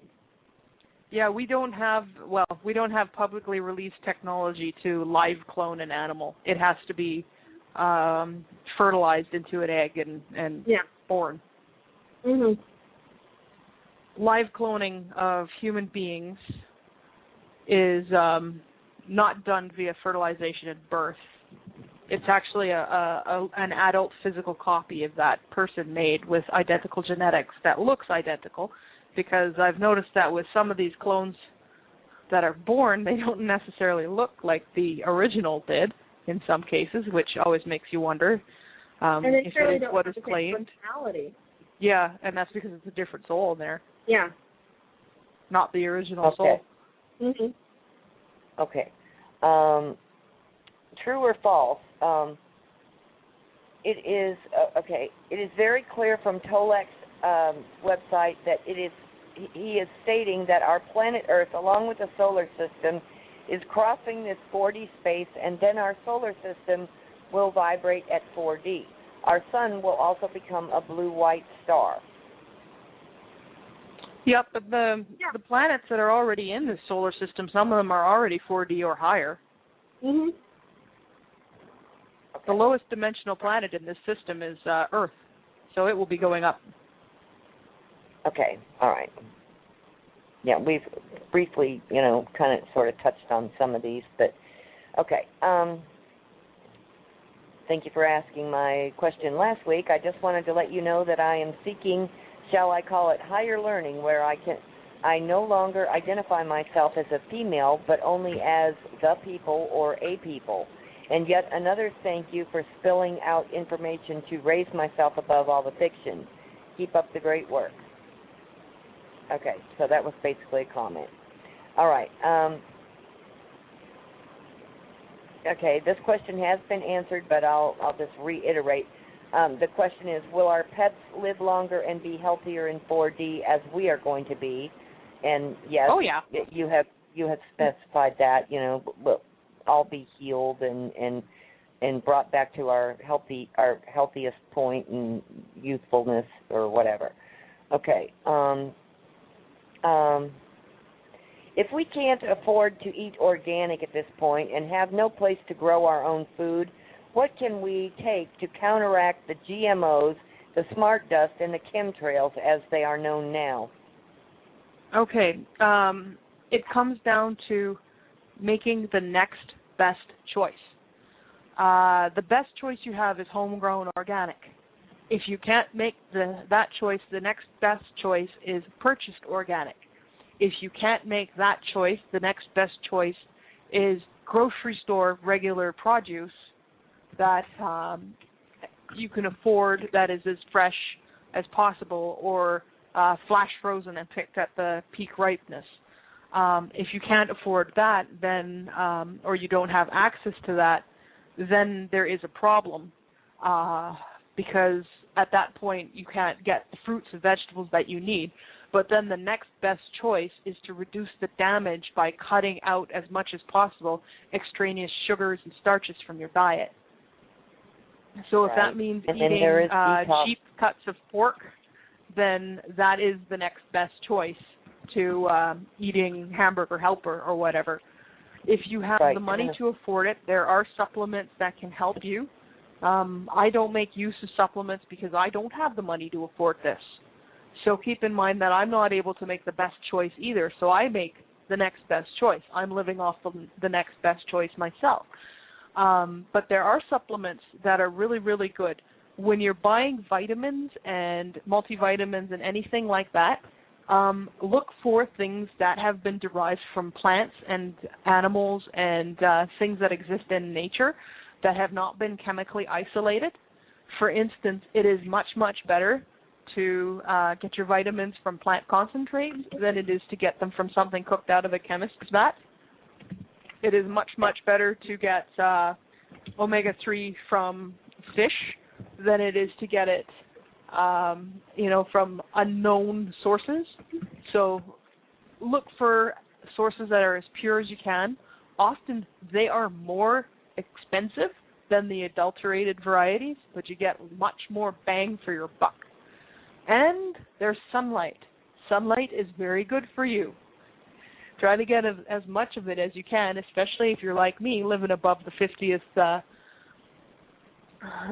50th meridian there or whatever, in the far north, where sunlight is only available certain months of the year. So act now. Okay. My lucid dreaming has been getting to the stage that it's every sleep, and that I'm able to control what I'm doing in them pretty much all the time. What might this signify? Well, it's signifying that you're having greater and greater control of yourself during your dreams, that you're regularly lucid. Congratulations. A lot of people are never reliably or regularly lucid. That's a great step forward. The next step forward from there is, well, what you going to do with your lucidity now that you got it, reliably, what you going to do with it? In your dreams, the possibilities are endless. You can stay and play around in the dreamland, or you can attempt to leave and see what you can find out, because the barrier between the dreamland and the astral plane is very, very thin, so it's not a very big step to go from there to the next. Congratulations. Many people never, ever achieve that. It takes a lot of practice and hard work, although it does come easier to some than to others. So that's a pretty good achievement. Good job there. I'm not even lucid that regularly, so that's quite the achievement. Yes. Okay. We have about 10 minutes left, ladies. Let me see if I can get a couple more questions in. Let's see. Okay, how easy is it to make the reptilians angry, such as the reptilians, the Dracos, and the Hydras? They have a really flash temper. Yeah, but why would you want to make them angry? Yeah, unless, I wouldn't want to be near one in this body when I was angry, or when it was angry. I wouldn't want to be near one when it was anywhere at all in this body, because I'd last about 5 seconds, if that. Yeah, I don't know. Making them angry in order to troll them is great, but you got to have the ability to back it up. Yeah, exactly. I don't recommend anybody try to make a Draco angry in a 3D body like this. Yeah, don't give them cocaine either. Bad things happen when they get cocaine. Yeah, don't give them Drano either. That makes them drunk. Oh. Not fun. Oh, okay. Okay. Okay. Please explain in detail what you meant on the Vince show when you said that to others we will appear to be dead when we transition to 4D. If you were to transition right this instant, you would likely not take your body with you. So therefore you'd be leaving a corpse around. That would probably freak out your friends and family. Yeah. Okay. Kind of like here the cicadas leave their shells. Yeah. You ever seen a cicada shell? Guess what? Kind of the same thing. Only they wouldn't be able to see the new cicada. They'd just assume you were dead. Yeah. Okay. When the whole planet goes, it won't be like that. Okay. All right. Who were the white people that visited South America and Central America before the Spaniards? The Baraka gods, Incas, and the Aztecs. Were white and reptilians fought for the control of this planet, and are they still here? We know they're still here. There's various races who have white skin tones. Some of the Pleiadian groups have white skin tones, including the Alcyons and the Arans have white skin tone or pale skin tone. Ventrans have pale skin tone, I believe, as well. Mm-hmm. The people of the Pegasi system have pale skin tones. So do the Chalcedians from the Epsilon system. Yeah, they're fairly pale. Really light skin. All the Tau Cetians from the Tau Ceti system have more tan skin tones. Yeah. They're also one of the two human species in the Anunnaki tended to be pale. The other one, I think, had blue skin, but I'm not sure on that one.